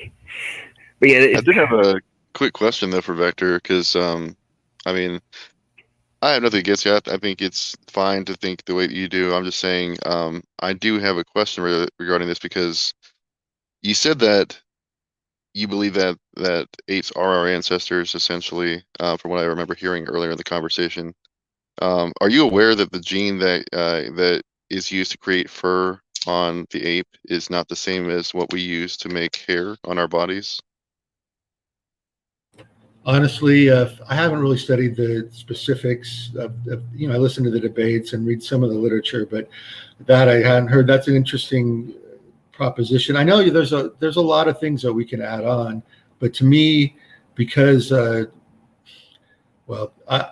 have to use science as my complete paradigm when I'm talking to other people now, especially people that have college degree and whatnot. I have to use science, and I have to accept the database that's being presented by science. Otherwise, I have to, go conspiracy theory. There is, that's why I'm talking about the paradigm has to change. But yeah, no, there's a lot of anomalies. I don't know enough about ERVs to speak, but the surface level knowledge that I have is that they're just markers that happen to be in the zone of functional genomic, spaces within the DNA. And so I could see, but so maybe you guys might be able to answer this. So those markers, the way that they're passed on to the population is just through the regular genomic structure, right? And they're recognizing things that are actually viruses genetically, I'm assuming. So I see them as genetic markers and not functional, but that's probably the whole argument that the evolutionists want to give you too. Remember, I'm not an evolutionist; I'm a theistic evolutionist. I understand. Yeah, I was just. Well, here's something. Yeah, go ahead. Sorry. Well, here's something that you have to. I get what you're saying about you're dealing with people who went to college. I mean, I went to college. I mean, it's like, okay, whatever. Let's just be blunt. The vast majority of people who went to college don't know a freaking thing about the topic other than what they were told in their one semester. And the point I was making earlier about like clamp loader and clamp proteins for DNA transcription, and replication. I have multiple biology textbooks. I've looked at them. None of them talk about this. The only reason I found out about it is I watched a lecture from a Nobel Prize winning microbiologist, and he was talking about it. And he said most of his peers didn't even know about this, which is why he was giving his lecture. So the Nobel Prize winning PhD, who's an expert in the field, was saying that his fellow peer experts were unaware of this, so he wanted to make sure they understood it. So if that is the case, and I'm just using it as one of many examples, right? Then the average person with an undergraduate degree who had a biology class their freshman year in college, or even had a couple of classes, or even maybe they did an undergraduate degree, the probability of them knowing about the intricacies is extraordinarily low. And I mean, many of them don't they know what a ribosome is and some of the basic, elongation, all these different things are happening in a polypeptide chain formation, but they have no idea the intricacies of what's going on inside of that 3D printer, let alone the logic and all the things that are happening in the multi-layered code that's being utilized to 3D print a nanomachine, which is not, this is not hyperbole, this is not metaphor, this is literal. And it's in spite of the fact that the vast majority of the atheists out there on YouTube especially deny that these things are actually nanomachines. That's what they are. We're not in the weak position of needing to just acquiesce to the quote unquote conventional paradigm. I'm saying with the data that is now available inside of the conventional paradigm, it's how do you explain the potassium ion channel that is 1,849 amino acids long and is optimized to the absolute extreme that is possible in physics? And it has freaking voltage gates in it to enable the activation. It has a reserve pouch to make sure that if it runs out of energy, of ions, it's got a few that are hanging out there so you can still have that last twitch of your muscle fibers. Oh, wait, and then there's a sodium ion channel that pumps it out on the other direction to rebalance the equilibrium to enable this to happen. Explain that to me. How did that form? You have to have 1,849 amino acids all in one chain. One chain. And guess what? What are we finding? You can basically have no freaking errors in that without massive, massive ramifications that either can lead to death. Oh, wait. Multiple sclerosis, a variety of other those, degenerative muscle diseases. This is what's happening. There's errors in the chain, in the sequences that create these channels. And we're sitting here running around being told that all this stuff is totally reasonable for things that are optimized in the absolute extreme possibility from a physics perspective. Somehow came into B, and B, if they're not optimized like that, there's all sorts of massive problems which do not lead to fitness. Somehow we made it from, if I don't have extreme fitness, I'm dead or massively impaired, to the point that we're at. How did you get through that barrier? It just optimized, really? Okay, what? So it started out from a 300 amino acid long chain and somehow got to 1,849 and we made it. This all just happened. This is just one of, there's 21,000 gene sequences, and then there's over 100,000 different types of proteins. I mean, come on, man.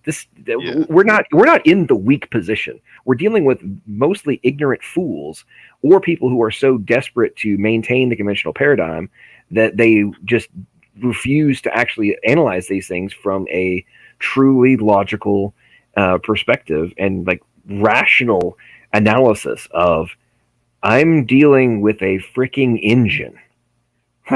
This is a molecular engine. How did this happen? What is the more plausible conclusion? It was designed by an intelligent agent, or it somehow formed itself through random processes of natural selection, environmental pressure. Anyway, I yield. I'm going on. I'm going on diatribes. The ribosome itself. Go ahead. Do you want me to argue from devil's advocate position? I mean, if you want to. If you, yeah. Well, the way that if I was a naturalist, that's the reason why I'm trying to go with philosophy of mind to try to overcome that position. If I was a naturalist, I would argue that the universe is like a great, kind of like Einstein's view that the universe is like a clock. You don't see the clockmaker. Who can know the mind of God? Who one day is 1,000 years, and one dimension is the same as 1,000.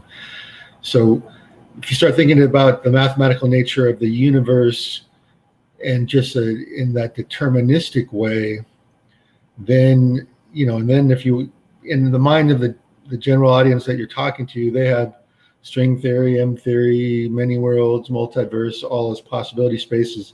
So for them, probability isn't a problem. They're never going to be able to figure out how to create DNA in a naturalistic process. We'll never recreate that experiment, obviously. So they can never prove it by the scientific method.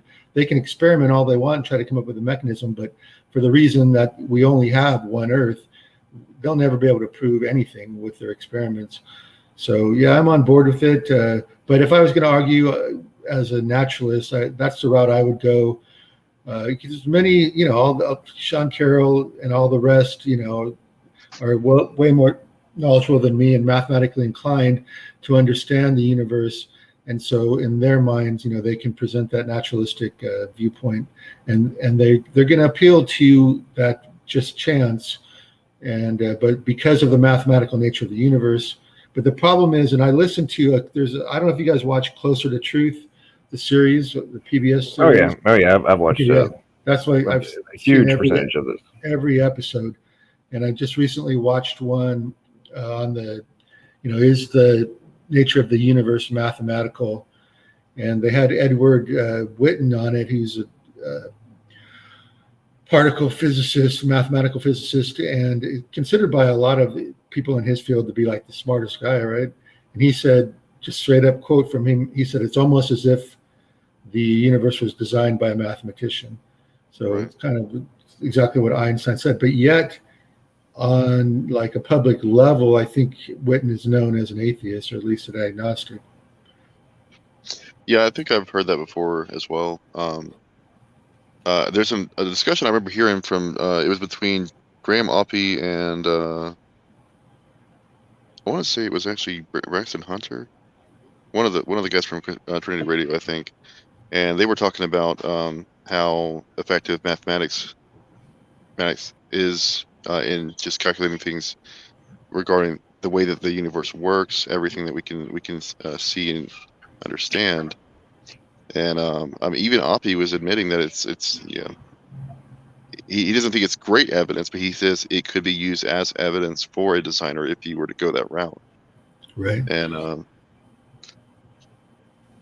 sorry, I completely lost my train of thought. And yet Oppie's the foremost strict determinist in the atheist camp, at least among the philosophers that deal with people like Craig.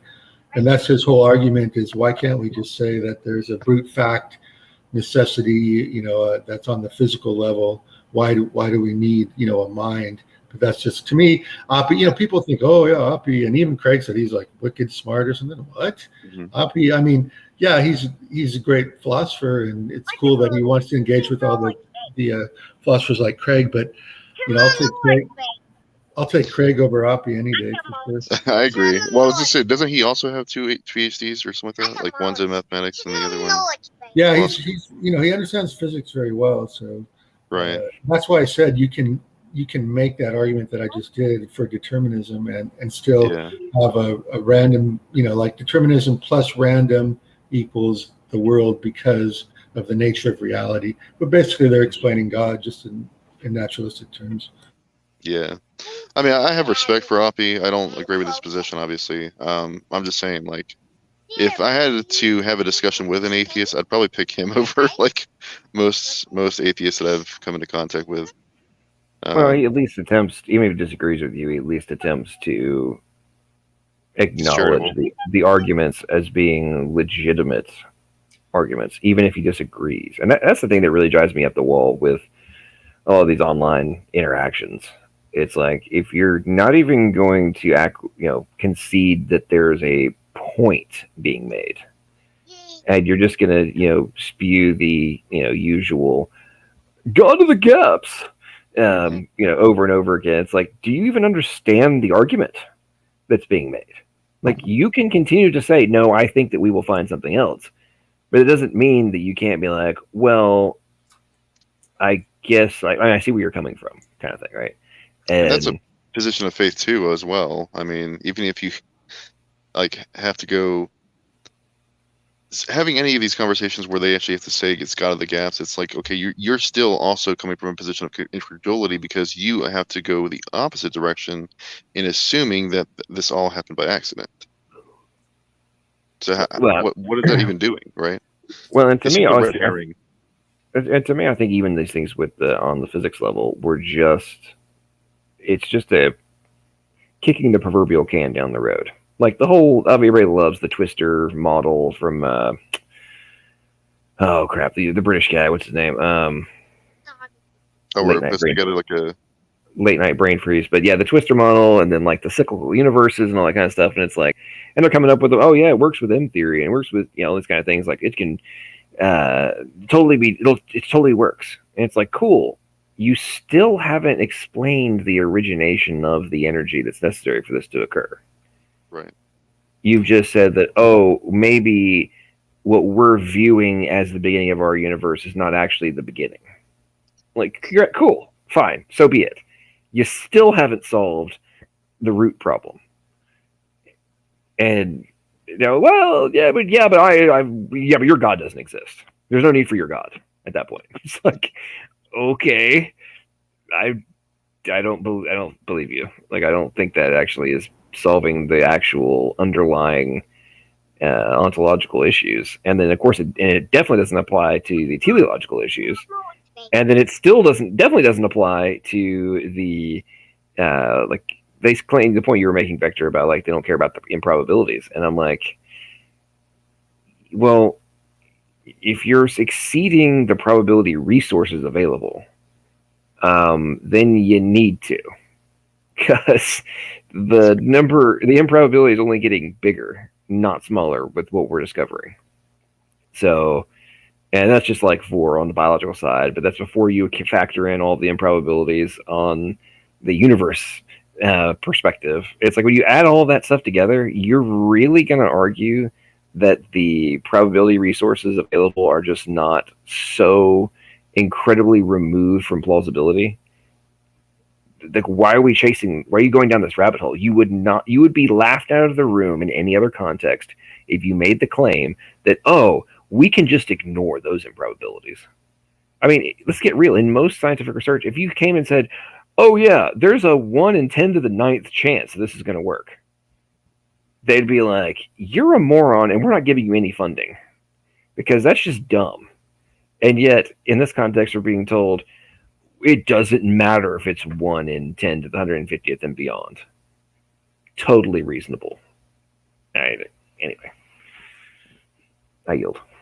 Yeah, I'd like to add that sometimes when they say, oh, it could be physically necessary that X is a certain way, this very specific parameter, I feel like that's another way of kicking it down the road, because they're not saying that it's random and that happens to be this way, but they're saying that we don't know what makes it necessarily this way, but it could be necessarily this way. And I think you can just then apply the argument, okay, what are the odds that it was necessarily this way and not necessarily any other way? I think it's arguing in a circle, honestly. I think that calling it physical necessity is just calling it chance, but with different language. It's not really changing the problem. They're trying to set the probability to 1, if that's the case, but they're doing it in a circular reasoning perspective, because they're just saying that life exists because life exists. Well, here's what really gets me about all this stuff too, is like on the supposedly you don't have to worry about it. There's always enough opportunity, right? Without intelligent agency, right? And that's the key. That's the key factor for me. Is it's like, congratulations, ladies and gentlemen, we have found a bunch of iron ore. Is there any scenario in which this iron is A, going to mine itself, B, going to smelt itself, and C, turn itself into armor and a sword? Anyone gonna say yes to that? Zero. Well, if you just find the iron ore an infinite amount of times, eventually it's gonna happen. I mean, is anybody gonna say that was a logical probability? I got Dr. Garrett to claim that it was more probable, in my debate with him, I got him to claim it was more probable that a piece of iron could turn itself into a samurai sword than no. He said he could come up with a way for do that, but it was more probable that a code could create itself. And I'm just like, okay, at this point, if you're going to claim that iron can turn itself into a samurai sword, I don't even know what we're talking about. Like, apparently in your mind, everything is totally feasible without an intelligent agent. And it's like, I agree. Go ahead. Yeah, if we just have 5,000 tornadoes blow it the exact right way and then have 10,000 rocks fall on it, the right angle, it'll definitely work, okay? Oh my gosh. You might get some flattened ore. Well, and here's the other thing I'd love to say too. It's like with an infinite amount of time and an infinite number of universes, and you've got all of the, insert whatever raw material you need is. Do you think that X, insert anything, could create itself? It's like, come on, say yes. Come on, do it. Do it. Say if you have a bunch of silicone and some copper and some rare earth metals and some petroleum products your cell phone's going to create itself, right? You have an infinite amount of time and an infinite number of universes, right?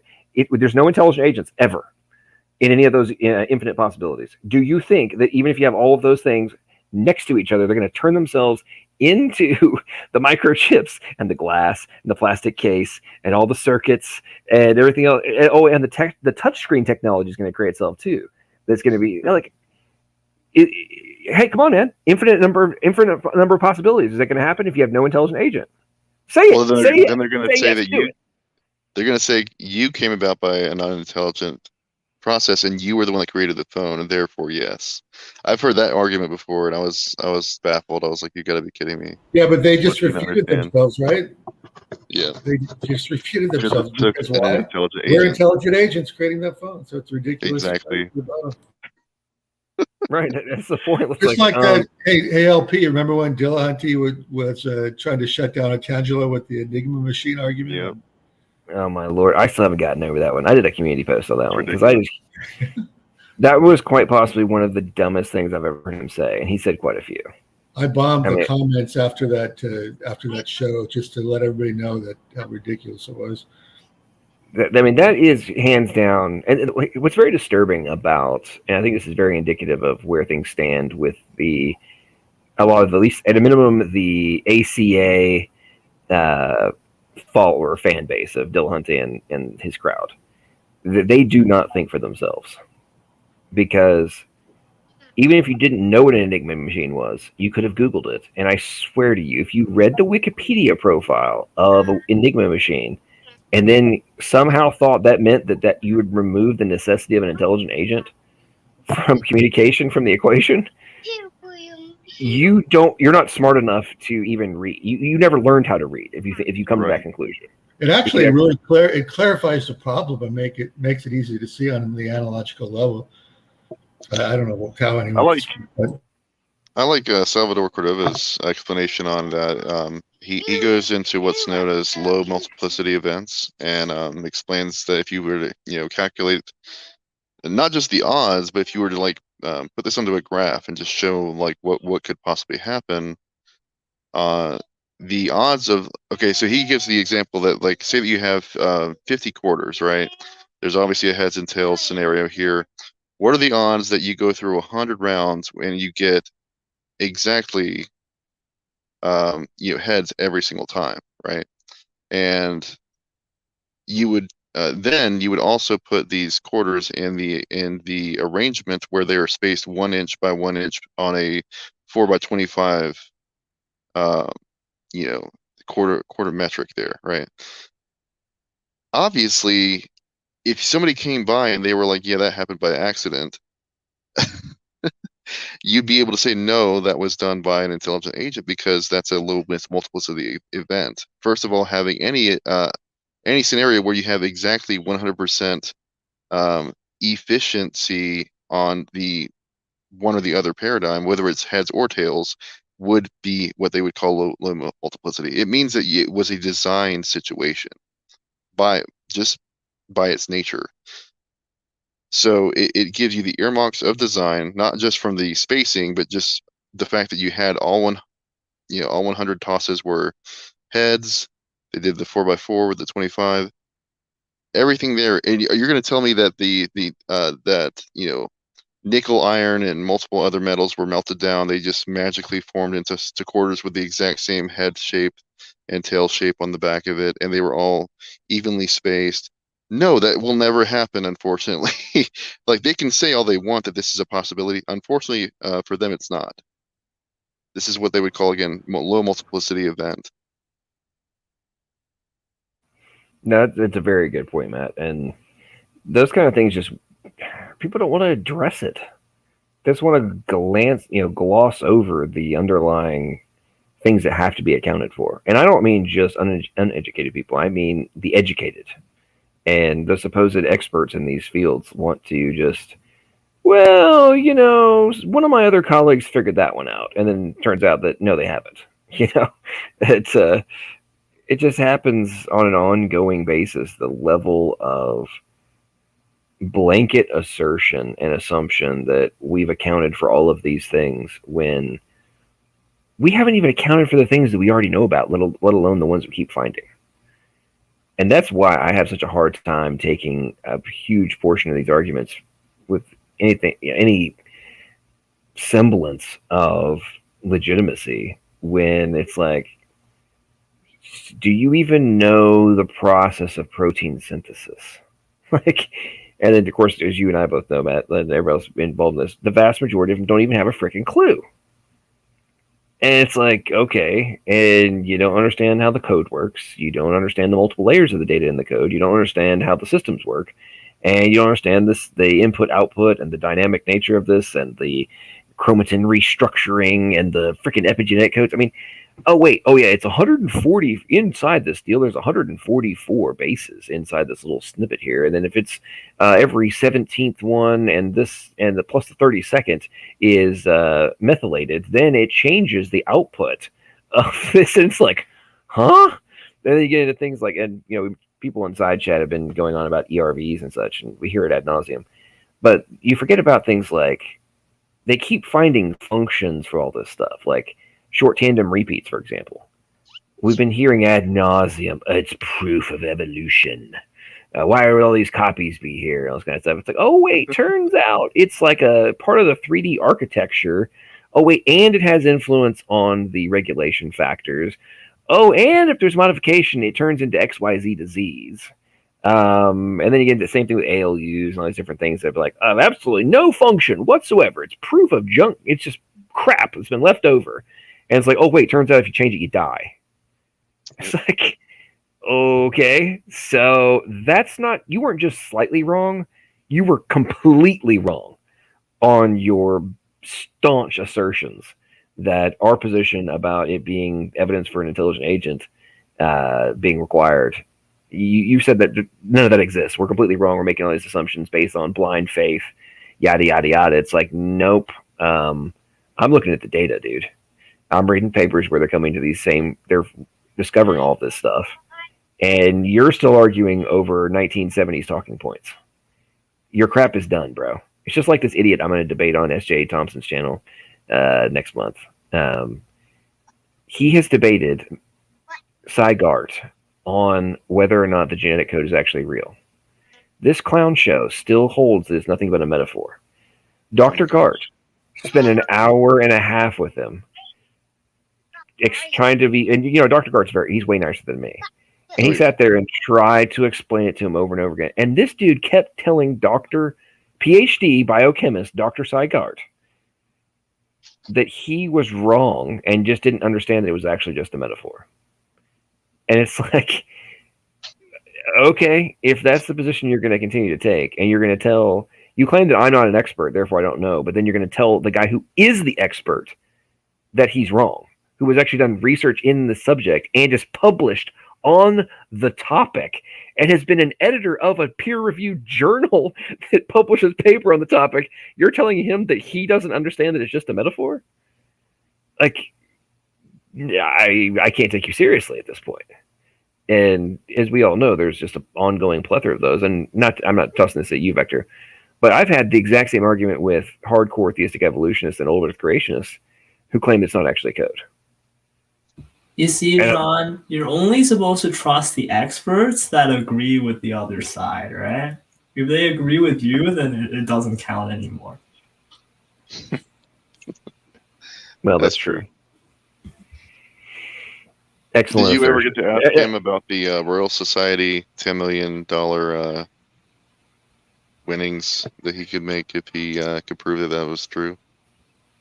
Oh, in my first... Okay, so you're talking about this guy that I'm going to debate? Yeah. Okay, so I did actually in my first little short interaction with him, because he talked a bunch of trash to me on Twitter last year. I invited him on my channel. He was going on and on about metaphors, and wouldn't actually answer questions. Anyway, he ended up running away, but I asked him the same question. I'm like, so is your net worth 10 million? Yeah, all I gotta do is fly over to London to go meet with the Royal Society and tell them that, hey guys, you're all wrong. There's not really a code to find. I'm here to save you and the capital. Like, I don't want you guys to waste your money. So how about you just give it to me? Since it's only a metaphor, since it's just a metaphor, let me help you guys out and let me tell you what is and what does not need to be found out. I mean, it's like, this is what we're talking about here. It's crazy. Yeah, Well, it's like it's like when we say that the paint on the wall is Snow White. It's just a metaphor. You guys can go home now. Yeah, there's no message there, you know.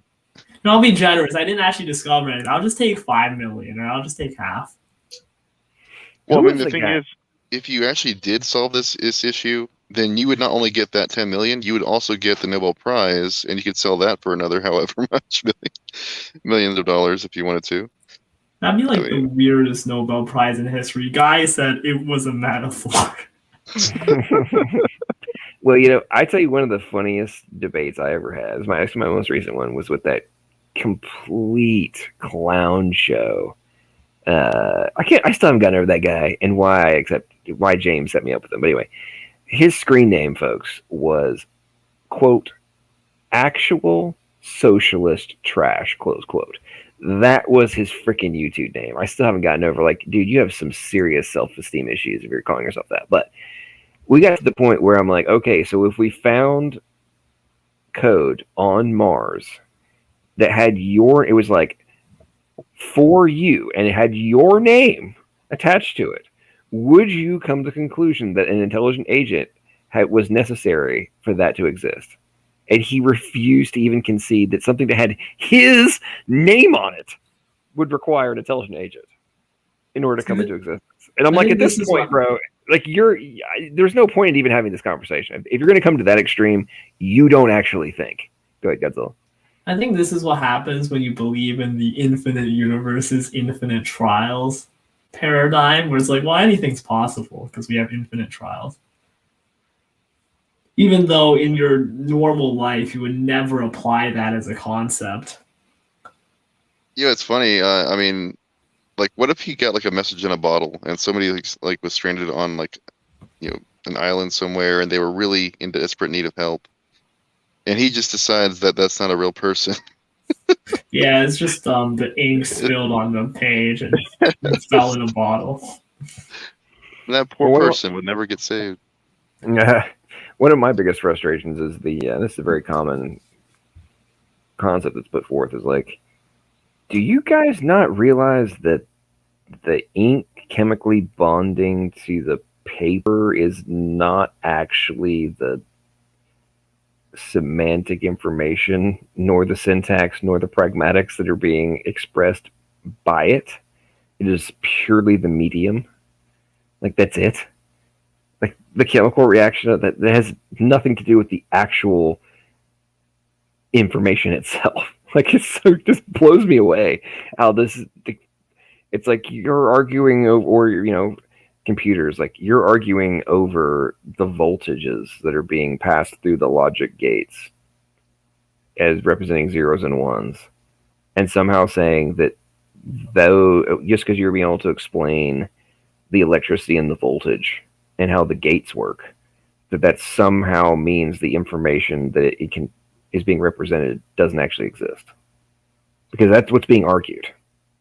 To illustrate that, I think theoretically I could take a sheet of paper and write sort of random symbols on it with some repeating ones, and someone else could come along and turn that into a language if they put the time and effort into it and then, like, added more to develop it. So what was at first random can be assigned meaning. That's what code really is, right? It's arbitrarily assigned meaning. Right. Well, in this context, chemicals. They might be using the different shapes that you wrote down, but they had to assign meaning to the shape. Otherwise, it has zero value. And then they had to create the syntax, and then the block code and everything else for it. And then, that's just for the alphabet. right? Well, meaning for the alphabet, and then the block codes for the words, and they elongate the strings in order to have a different semantic, and then assign the semantic value to it. Like, it's really fascinating to me. I think this is very indicative of the collapse of modern education and how basic phonetics is not being taught very much anymore. But it's like so many people forget that, like, the word apple, right? They don't understand, like, there's multiple syllables to this. You have the different sounds that are assigned to each letter in the alphabet, and then there's pragmatic modifications made to those sounds in their proximity to each other, right? Exactly. Like CA. I don't know if you guys learn all this crap, what school you went to, but, like, remember you had to, like, learn the different sounds of, like, PL and CH and ST and stuff. You know, this kind of thing. I had to learn. I remember learning stuff when I was a little kid. And it's like, then you have S and T, right? Or you have TT, or you have the long vowel and the short vowel. I mean, it's like, come on, man. Like, there's different sounds assigned to the same symbol. Yep. We have it's pragmatics, man. Like, we're seeing this. And different semantics. And then we have, when they're actually in a word in the correct deal. You remember the whole, you have to learn the rhyme of, like, I before E excepted for C, or it sounded like A as in neighbor and way, or whatever it was. I forget that rhyme exactly, but okay, cool. So E and I next to each other, not only we're figuring out, there's different order based on the proximity to another specific type of letter. It also changes the sound of those two symbols of the alphabet when they're used in proximity to each other or together versus separately. I mean, it's like, nobody would ever figure this out unless they're an intelligent agent, ever. And in our context, none of us would ever know that meaning unless we were told and taught by somebody who already did have that information. Right. Anyway. You're absolutely right. I mean, the whole thing with the information in the DNA, it makes me wonder if it's actually like a language that we just can't speak and understand. We don't know it yet. And it's funny. I remember I heard from one scientist a long time ago. It was like 3 years ago. I heard about this. They were correlating that there was a message in your DNA that actually was able to be interpreted from using the ancient Paleo Hebrew. Like, they were taking the ACTG, but they were correlating it in certain arrangements, of course. And they were able to decipher, you could say, a message which said God is within, and something there was something else they said, but it was like something really interesting, and I was like, wait a second, is this true? Because I wasn't able to find out, like, their credentials or anything like that at the time. I was too busy with work, but I just remember hearing that was something that they had actually spent some time doing. And like, if that's true, then, like, by far that's hard evidence that this is intelligently designed right there.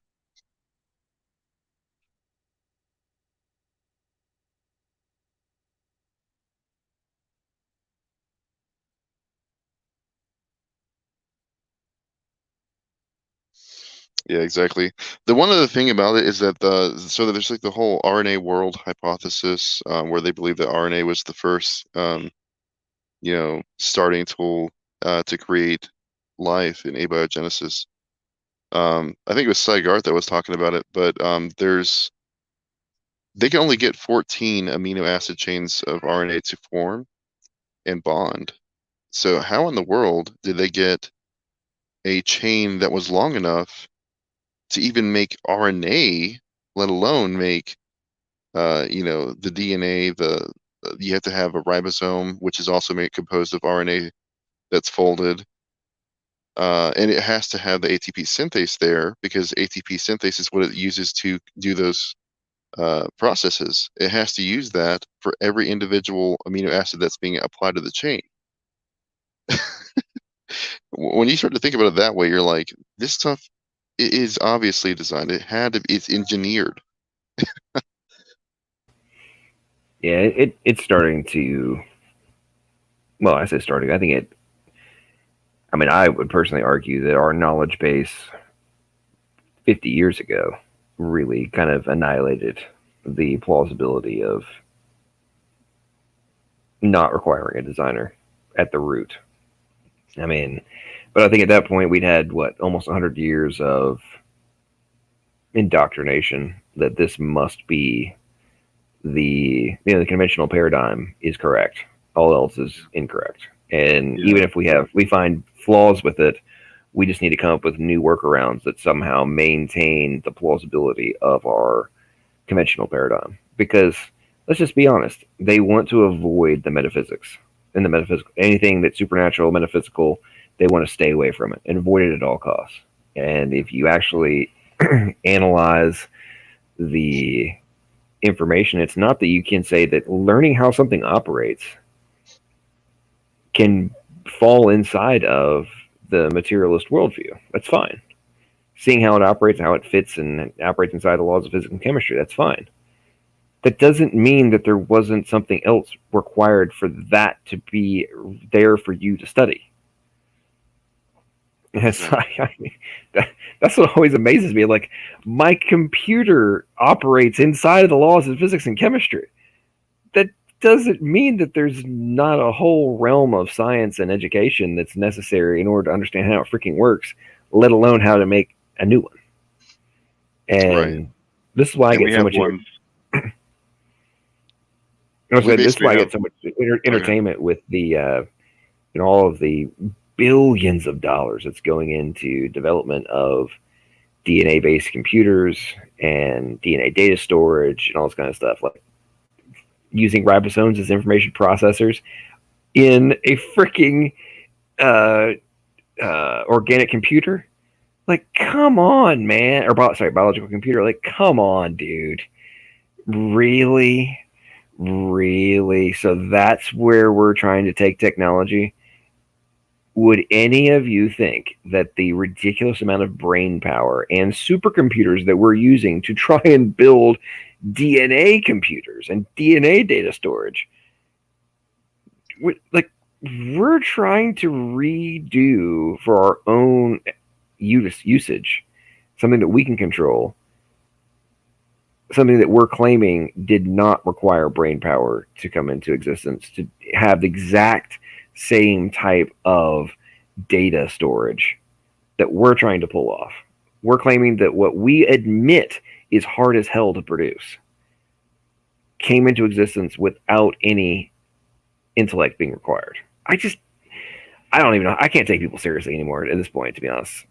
Yeah, A lot of these arguments, I just can't. Like, with the knowledge I have in my head, all the papers I've read, where things are going, the technology that's being invested in, the things that have to be accounted for. I was like, sorry. I understand you might be ignorant, but I can't take you seriously. I mean, the Bible says that God, will humble the wise, right, and the prudent, and that He will make the knowledge of men to bring it to naught. And I mean, it's just pretty obvious that a lot of the issues that we have has to do with your understanding of the philosophies behind it. Like, so David Hume, he made an argument that the miraculous cannot be plausible, or that would basically remove the miracles from the equation altogether. But if you actually take some time to study that, you'll understand that he was actually wrong. His epistemology and how he deduces that understanding is completely fallacious. And people still, they hold to that paradigm because they don't understand what he was even trying to get at in the first place. And then you also have Friedrich Nietzsche, the nihilist, who committed suicide in the end. People still believe in what he's written about, and I'm like, it's the type of people that are pushing this stuff into academia. They obviously want people to think a certain way, and I don't want to get into the whole Freemason thing, but yeah, people don't understand that that's what's really going on. They should definitely look into that. So here we have Schmatz. Think about how small atoms are. Just because we don't have the tech to form complex chains of things that small doesn't mean it can't happen naturally. It can happen.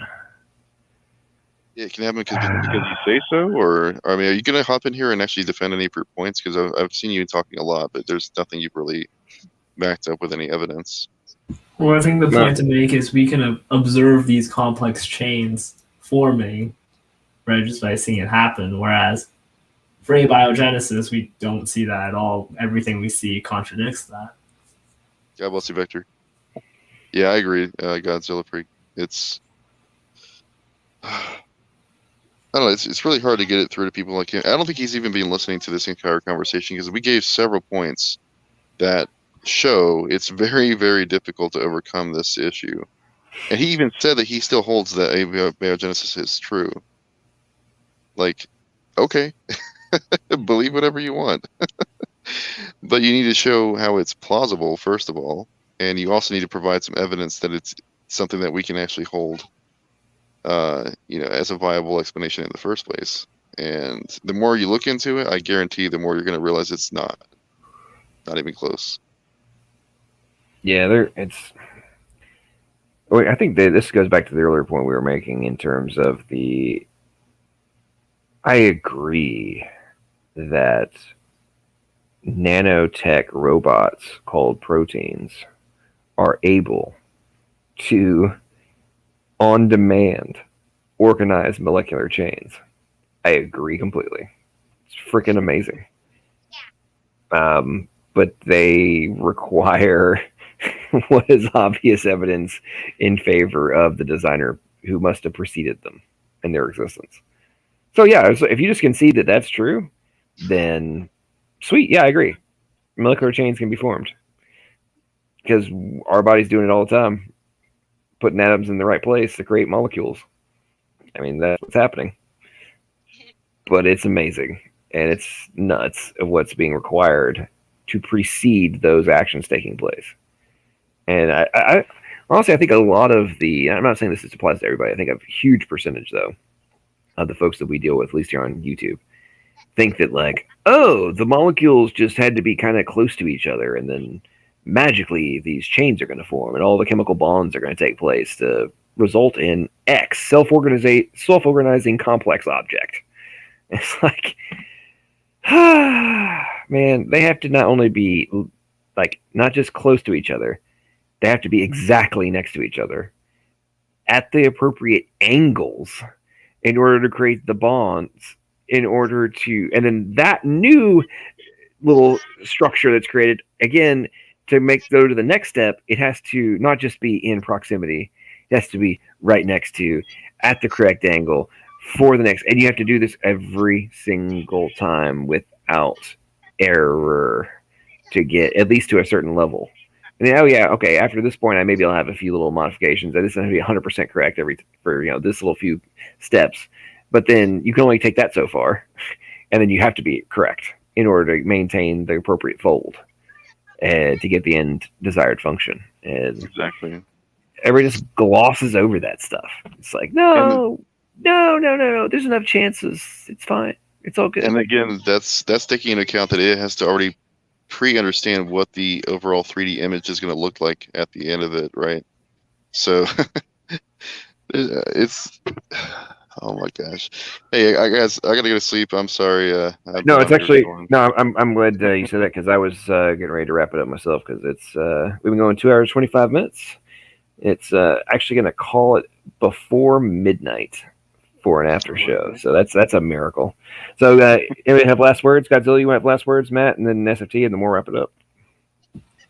Yeah, I wonder if SFT ever comes back after leaving to get something. Rarely happens. Well, more than likely, his wife was glaring at him, and he's probably having to watch a movie. I say having to, quote unquote, watch a movie with his wife after spending hours on YouTube. So that's my guess. Yeah, that's fair. How about you, Matt? Say, how things going on the job hunt? You still hanging in there? Yeah. The thing is, I tried to go for the flex thing. The thing is, I don't have Utah State driver's license. So gotcha. Yeah, they wouldn't let me go with that one, and I don't really have the money to be running around trying to get another license just because of that. But I did apply for some rent relief, and it turns out that I have an IRA, and I also have a severance package that's supposed to be paid out to me.